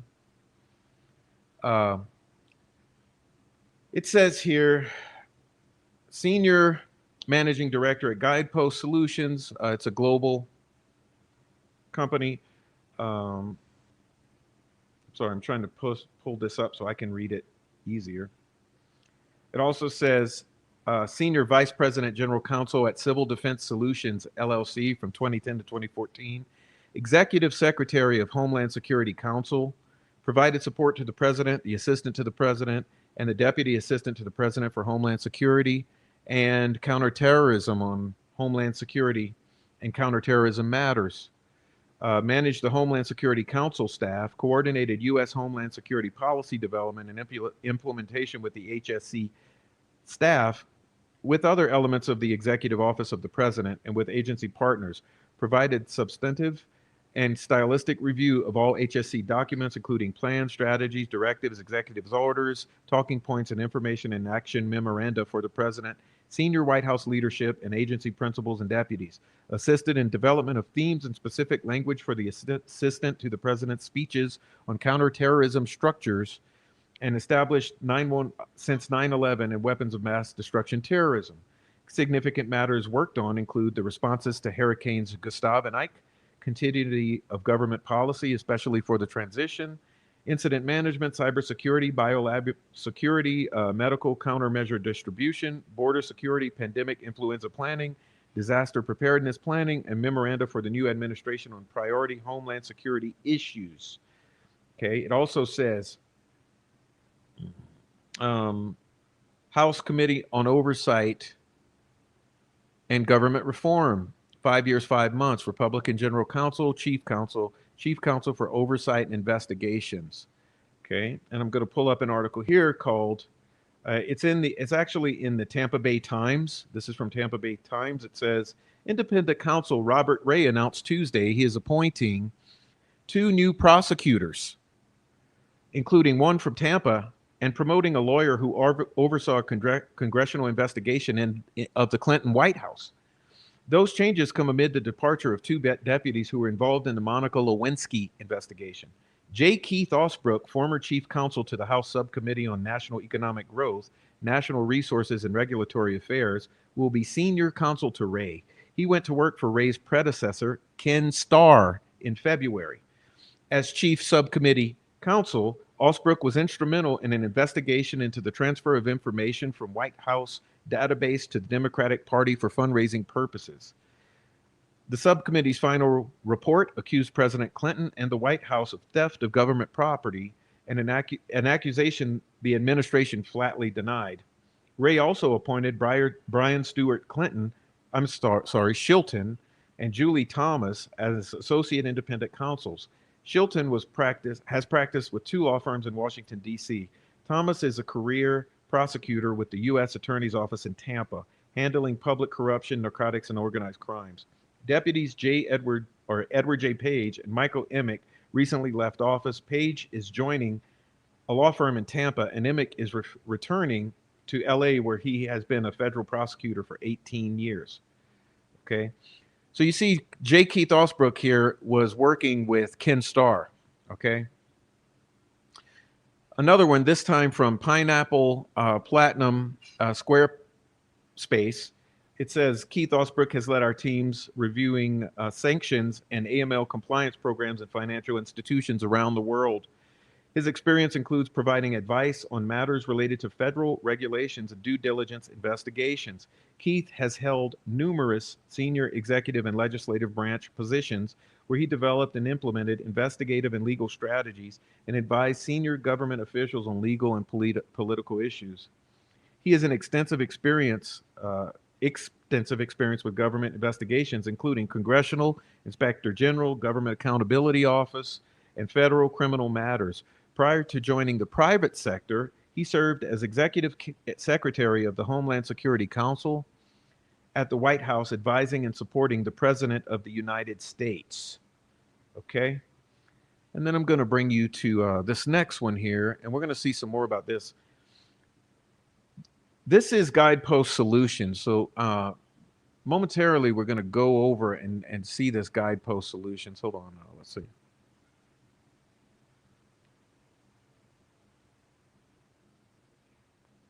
Okay. All right. So let's see. It says in navigating evolving regulations and policy related to CFIUS team telecom matters, Guideposts assist in the development of mitigation plans, serves as an unbiased third-party monitors and auditors of compliance with national security agreements and letters of assurance, develops remediation plans to address deficiencies, and reports findings to both the transaction parties and the government. We maintain excellent working relationships with CFIUS monitoring agencies, which can be helpful in the often stressful environment of audits and monitorships. Our credibility with the government and reputation as fair but firm monitors and auditors provide confidence to ensure cost-effective compliance. Founded, led, and staffed by the former senior national and Homeland Security, law enforcement, and other U.S. government officials, Guidepost is a global leader in investigations, compliance solutions, monitoring, and security technology consulting. Okay. J. Keith Osbrook, Senior Managing Director. Keith Osbrook is a key member of Guidepost Solutions' high-profile monitoring and compliance practice. He has led teams reviewing compliance programs in financial institutions around the world. Mr. Osbrook was also a member of the monitor team reviewing the safety programs at General Motors under a deferred prosecution agreement with the U.S. DOJ. Mr. Osbrook is a distinguished lawyer with an accomplished record of managing complex crises. He has held numerous senior executive and legislative branch positions where he oversaw homeland and national security policy development and implementation, including serving as the chief lawyer on the House committee investigating Hurricane Katrina as executive secretary of the Homeland Security Council at the White House. He's also a member of the Republican Lawyers National Association, or the Republican National Lawyers Association. Okay. It says Special Assistant for Homeland Security and Counterterrorism to President George W. Bush, August 2008 to January 2009. He was Chief Counsel, Republican General Counsel, House Committee on Government Reform, March 2003 to August 2008. He was Chief Counsel for Oversight and Investigations, House Committee on the Judiciary, May 2001. He was, to March 2003. He was Deputy Independent Counsel, Senior Counsel, Associate Independent Counsel in regards to Madison Guarantee Savings and Loan Association, February 99 to May 2001. Chief Counsel, Senior Counsel Subcommittee on National Economic Growth, National Resources, and Regulatory Affairs of the House Committees on Government Reform, March 97 to January 99. Private practice, Collier, Shannon, Real, and Scott, 1985 to 1997. All right. And we're going to go and visit here. Let's do a little visit. Let's see.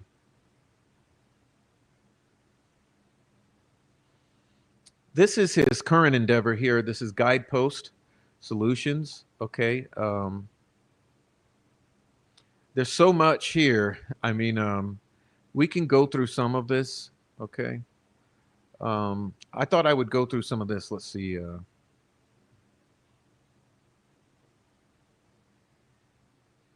Let's see.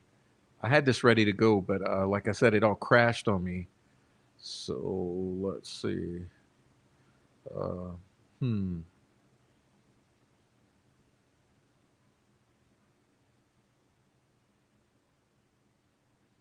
There we go.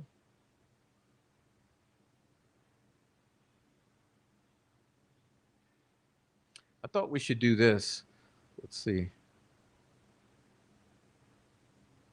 Let's try this one.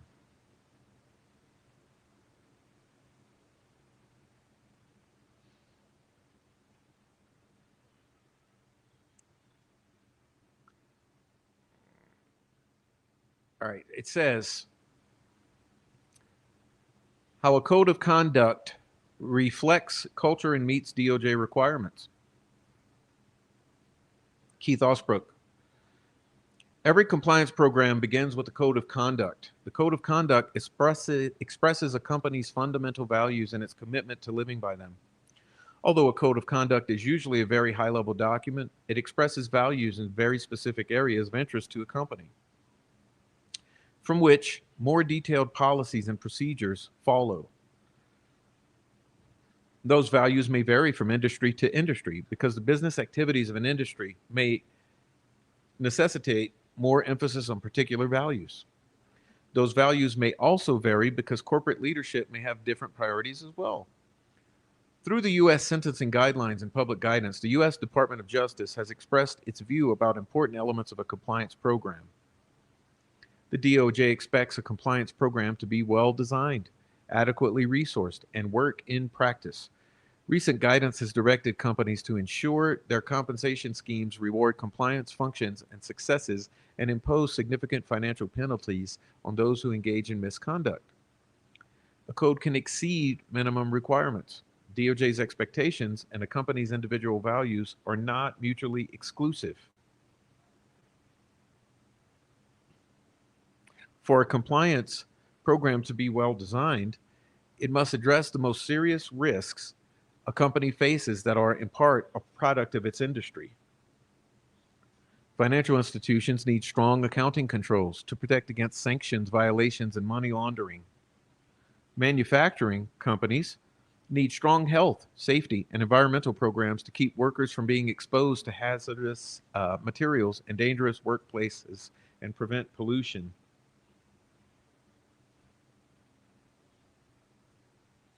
A compliance program may also be used to address other risks that reflect corporate priorities that are not necessarily the most severe, but that senior leadership believes are nevertheless significant. For example, while compliance with anti-discrimination laws and regulations is a minimum requirement, a company may establish standards of conduct and processes to exceed the minimum requirements. Similarly, the company may also seek to meet higher environmental standards than law or reputation or regulation requires. The code of conduct can express these values and at the same time stand as a commitment to address DOJ's concerns. Common words in a code of conduct. A code of conduct must start with a commitment by senior leadership to creating a culture of compliance. Words often used to express that commitment include honesty, integrity, ethical, non-retaliation, doing the right thing, accountable, fairness. These values apply across the board to all activity within the company, whether to meet DOJ standards or the company's expectations. At the same time, the code of conduct may express a commitment to other values. Words used to express that commitment may include the following: innovative, diverse, socially responsible, sustainable, environmentally sound, community involvement. While some of these values are reflected in legal obligations, some also go beyond mere compliance with laws and rules. They attempt to create a higher ethos for a company. The code of conduct can express both a culture of compliance and a higher level ethos.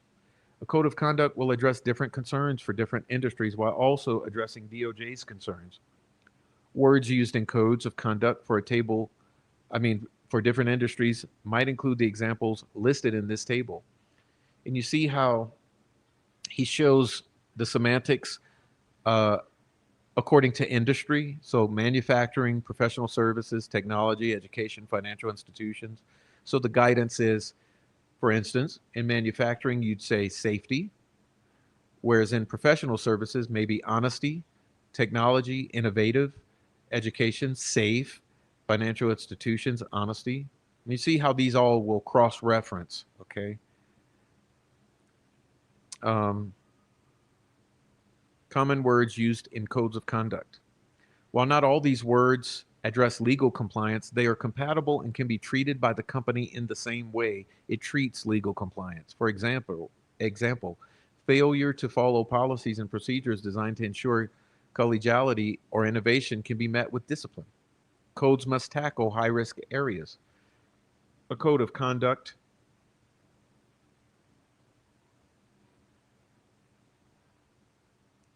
must address these areas and simultaneously express a commitment to compliance in high-risk areas of interest to DOJ.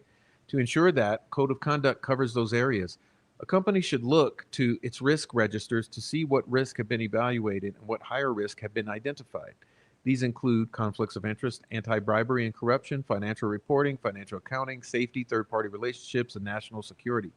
The most serious compliance risks are likely to be anti-bribery and corruption, third-party relationships, financial accounting and reporting, national security, and antitrust.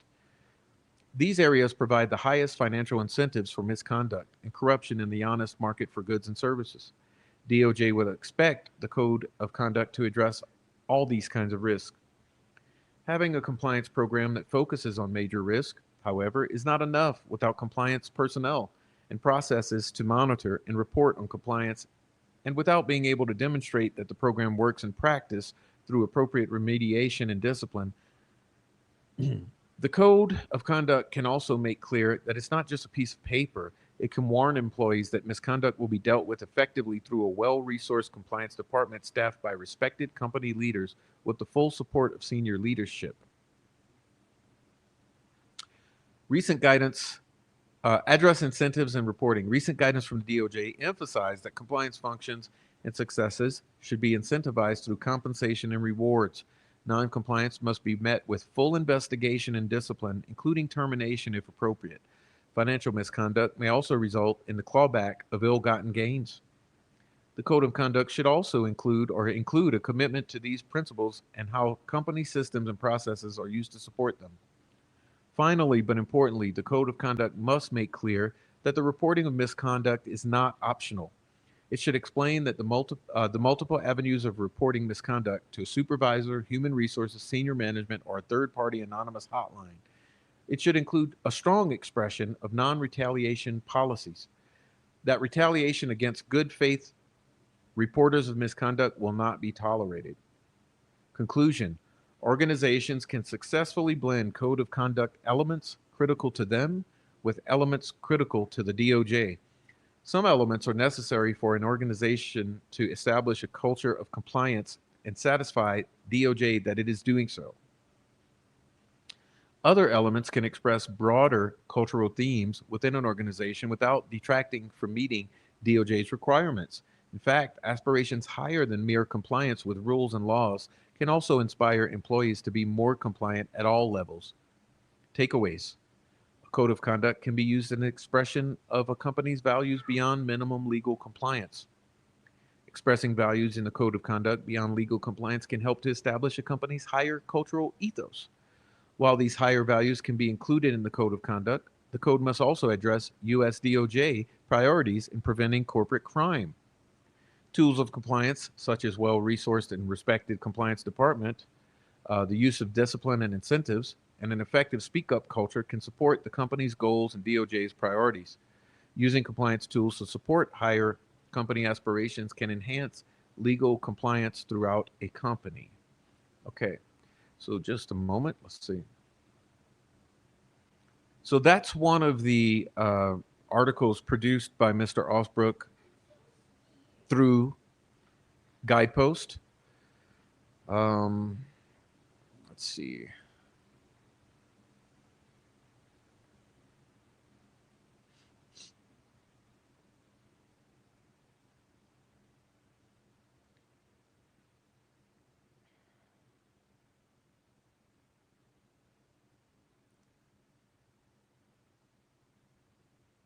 All right, let's bring this back.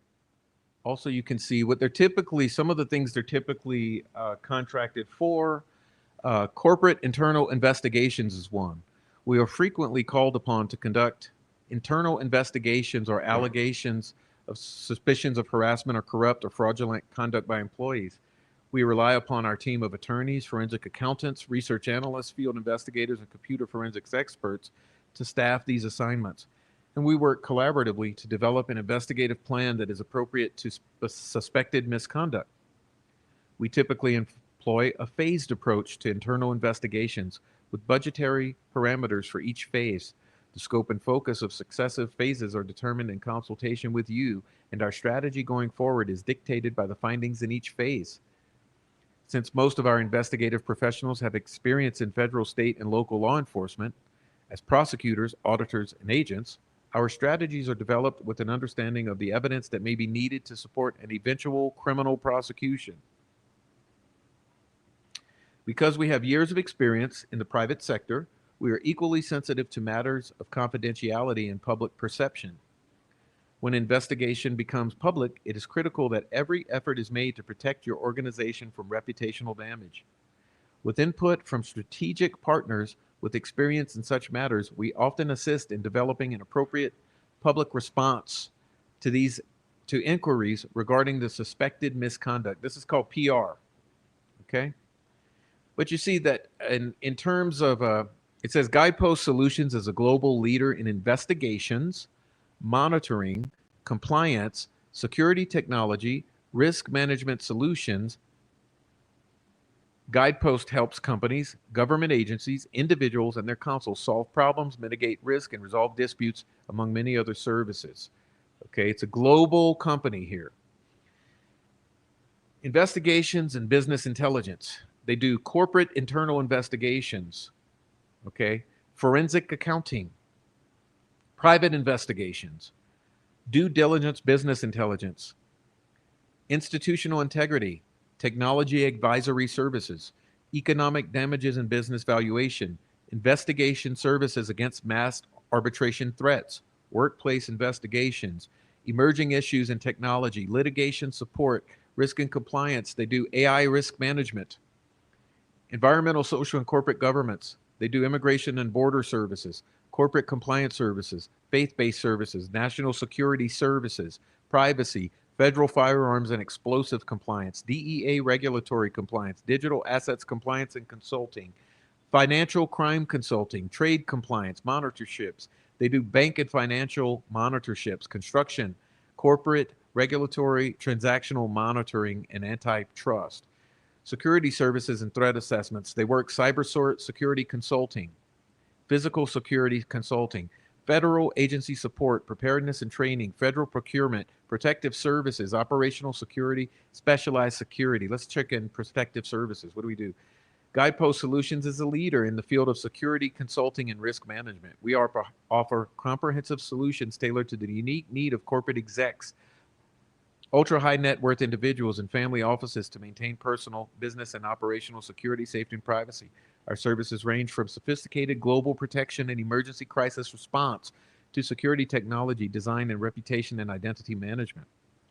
Our team includes former federal and state prosecutors, former law enforcement agents, intelligence officers from CIA, Federal Bureau of Investigation, U.S. Secret Service, Drug Enforcement Administration, and Department of Homeland Security. We employ executive protection experts, technology and cyber consultants, forensics accountants, personnel recovery specialists,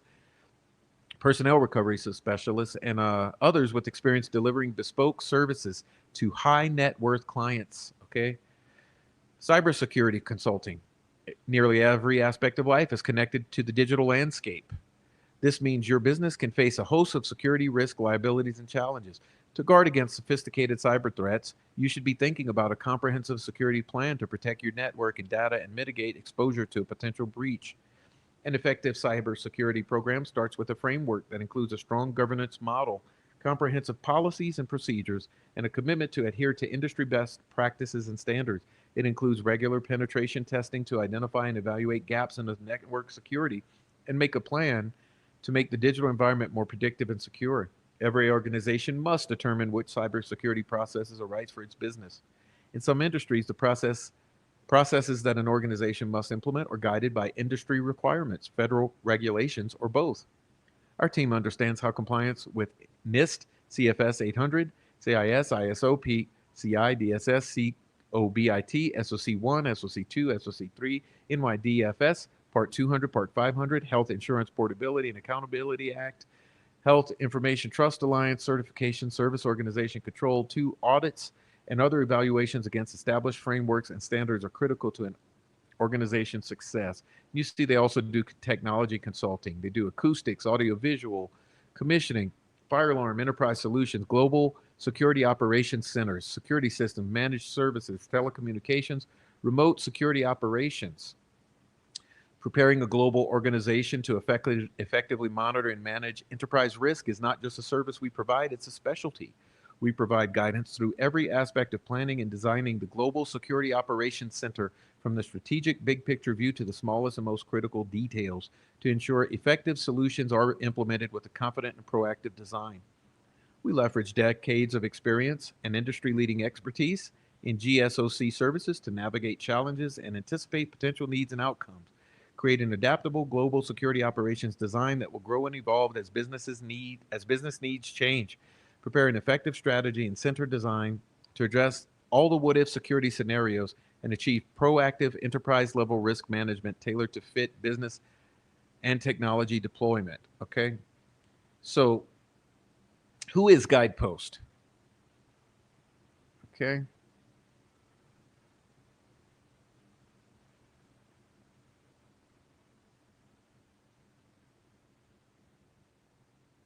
All right. So,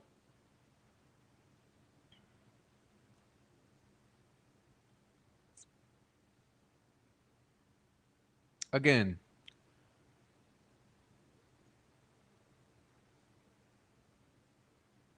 this is J. Keith Osbrook, okay? Senior Managing Director, key member of Guidepost Solutions, high profile monitoring and compliance practice, okay? As I mentioned also, here you can see clearly Mr. J. Keith Osbrook is a member of the Republican National Lawyers Association, Special Assistant for Homeland Security and Counterterrorism to President George Bush. Remember, we referenced Ken Starr earlier. Um, March 2003 to August 2008, he was Chief Counsel, Republican General Counsel, and House Committee on Government Reform, Chief Counsel for Oversight and Investigations, House Committee on Judiciary, et cetera, et cetera, et cetera. This is Michael Osbrook's brother, okay? So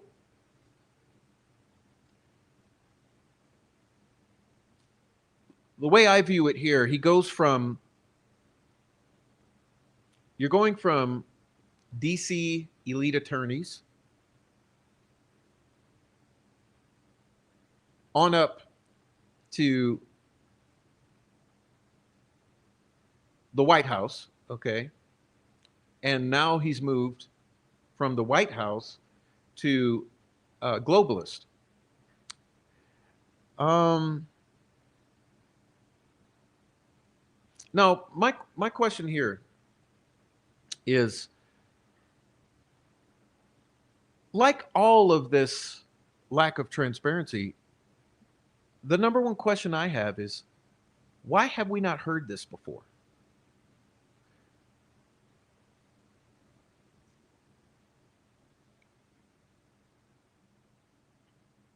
I know when I read all of this, it was new to me. It was my first time.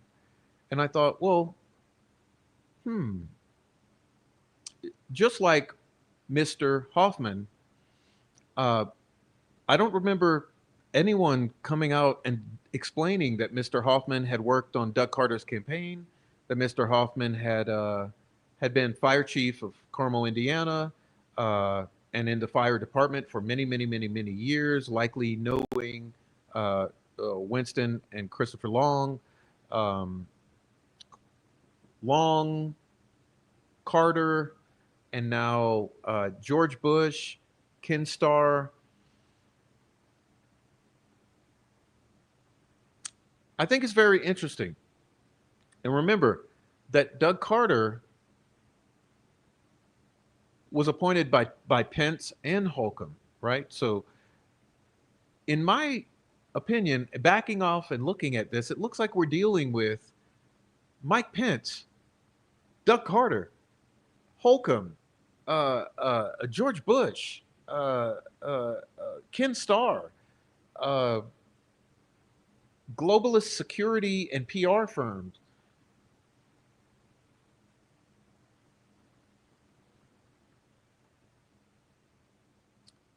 Awful lot of ties to DC.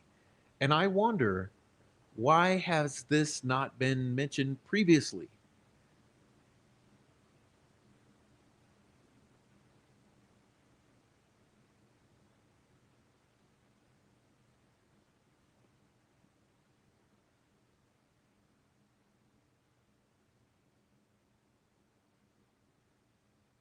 And why, Michael Osbrook, have you led the charge to pressure Kathy Allen into succumbing to your will? It's a very troubling question here. And I don't want to feel like DC is strong arming Kathy and Rick Allen, because it's bad enough that the state of Indiana has already done that.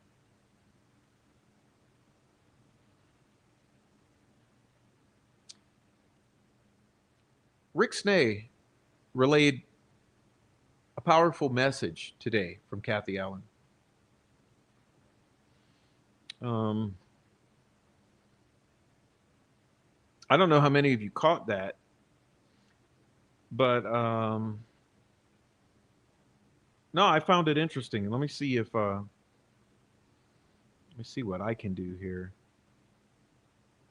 Oh, it's not gonna.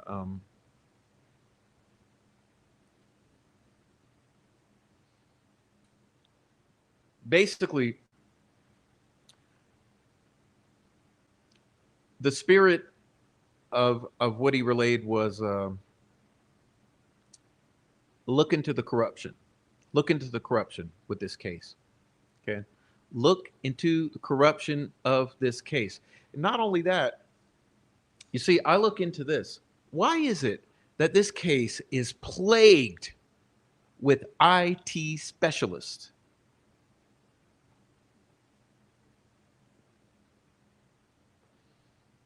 I don't know how many of you have understood that yet about this case.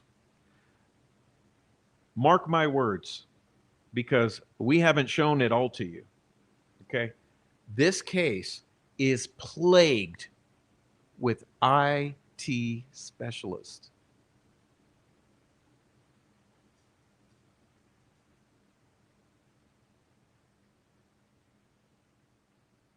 Why?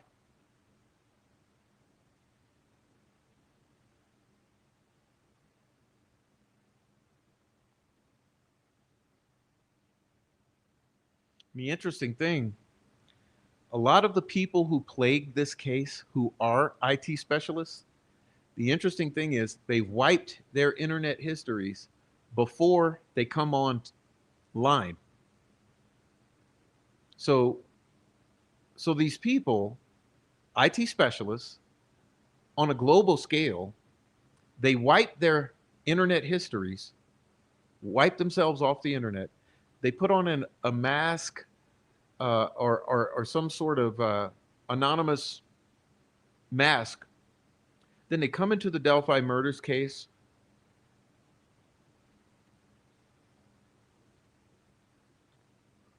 And if you do happen to get their identity, you ain't going to find them on the internet, because you can get that identity all you want. They have already scrubbed the internet. So,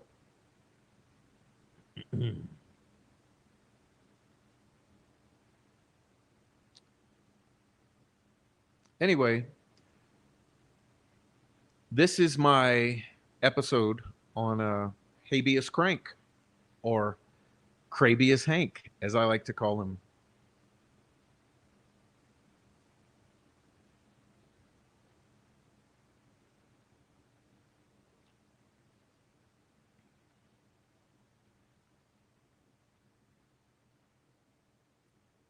Um, Before I close, there's one more thing.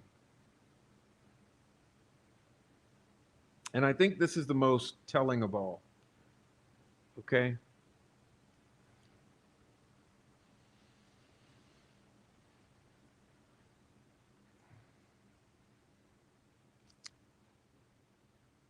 I noticed I noticed something here. which is that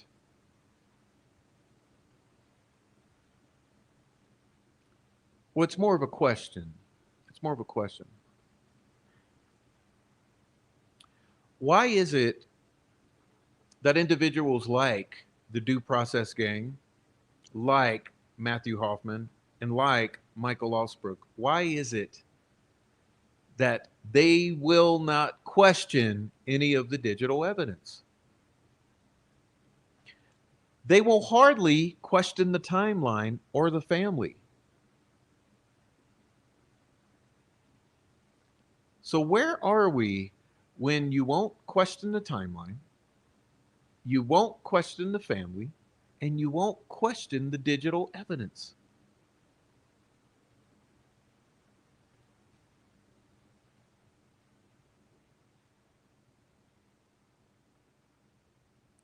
I mean, newsflash, there's a lot to question in the digital evidence. There's a lot to question in the family. And there's a lot to question with the timeline.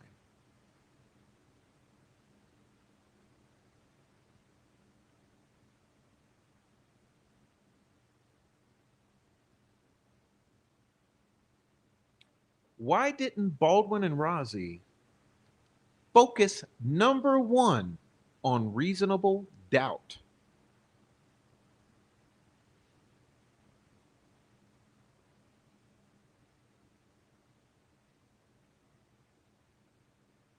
Why is it that this group basically wants to argue Gray Hughes, Nicholas McClellan, lone wolf killer theory, except they want to swap out Ron Logan for Richard Allen?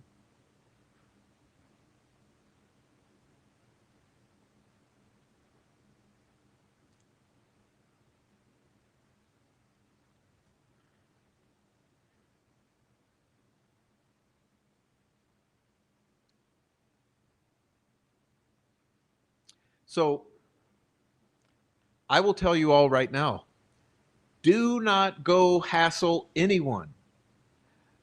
I always say, I never want people from my channel to go anywhere else and hassle anyone else.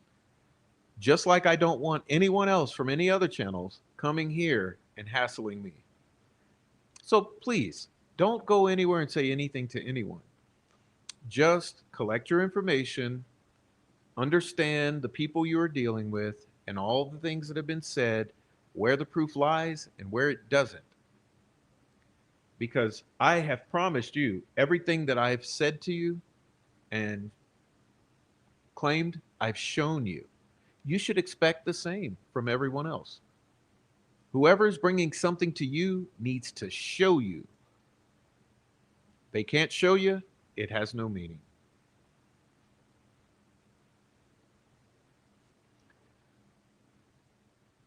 I want to send an extra special thanks to It's a New Day. Okay.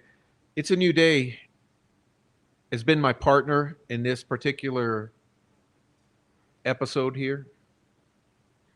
I owe her a lot of thanks for pointing me in the right direction, uh, um, opening my mind up to some of this that I had to look at, and giving me some breadcrumbs to follow. And so, thank you to It's a New Day.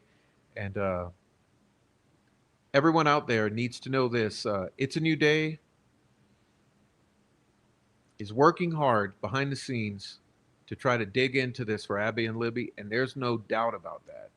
And so I want to thank you. It's a New Day, and also artist, and I also want to thank Adrian in Light in the Dark. Okay, and everyone else who's had my back all around the YouTube streets. Because trust me, I've seen how it's been on YouTube and on Twitter. Uh, there's crazies everywhere. Okay, the crazies are everywhere, and I'm pretty sure after tonight's show, the crazies' heads are going to explode, and I'm sure we'll have plenty to talk about Friday. I would anticipate that tomorrow, all they're going to do is say that I'm attacking Michael Osbrook, and like I said, but I just have the question: why did we never not hear any of this before? So Michael, I'm sorry, Matthew Hoffman, Michael Osbrook, high level of concern with the connections here. And I just wonder why you have not explained this to the people when you've been on this case for a number of years, deeply inserting yourselves. Okay? Um Anyhow, special thanks to everyone who goes out there and continues to have sanity, intellect, uh, critical thinking, and you go out there and you have my back. We have each other's back. Like I said, this is never about an attack. This is only about answers. Why the lack of transparency? Again, to go back to these questions, why not a single answer on the Bridge Guy video that Michael Osbrook claims he had taken from the extraction? Why not a single answer about that video, which clearly looks enhanced and stabilized and possibly, I don't know, tampered with? Why not a single answer about that video? March, April, May, June, now July. There's not been a single shred of evidence for anything you've claimed about it. But we're the bad guys. Number one piece of evidence in this entire case, but we're the bad guys. So you guys got to put up or shut up. You got to show some proof. And until then, questions will remain. Anyhow, thank you all for being here. I think we'll cut it short tonight. This will be a nice short show, and maybe some people will see that it's a length that's reasonable enough to watch. DEPHI, CRABEAS Hank, Justice for Abby and Libby, okay?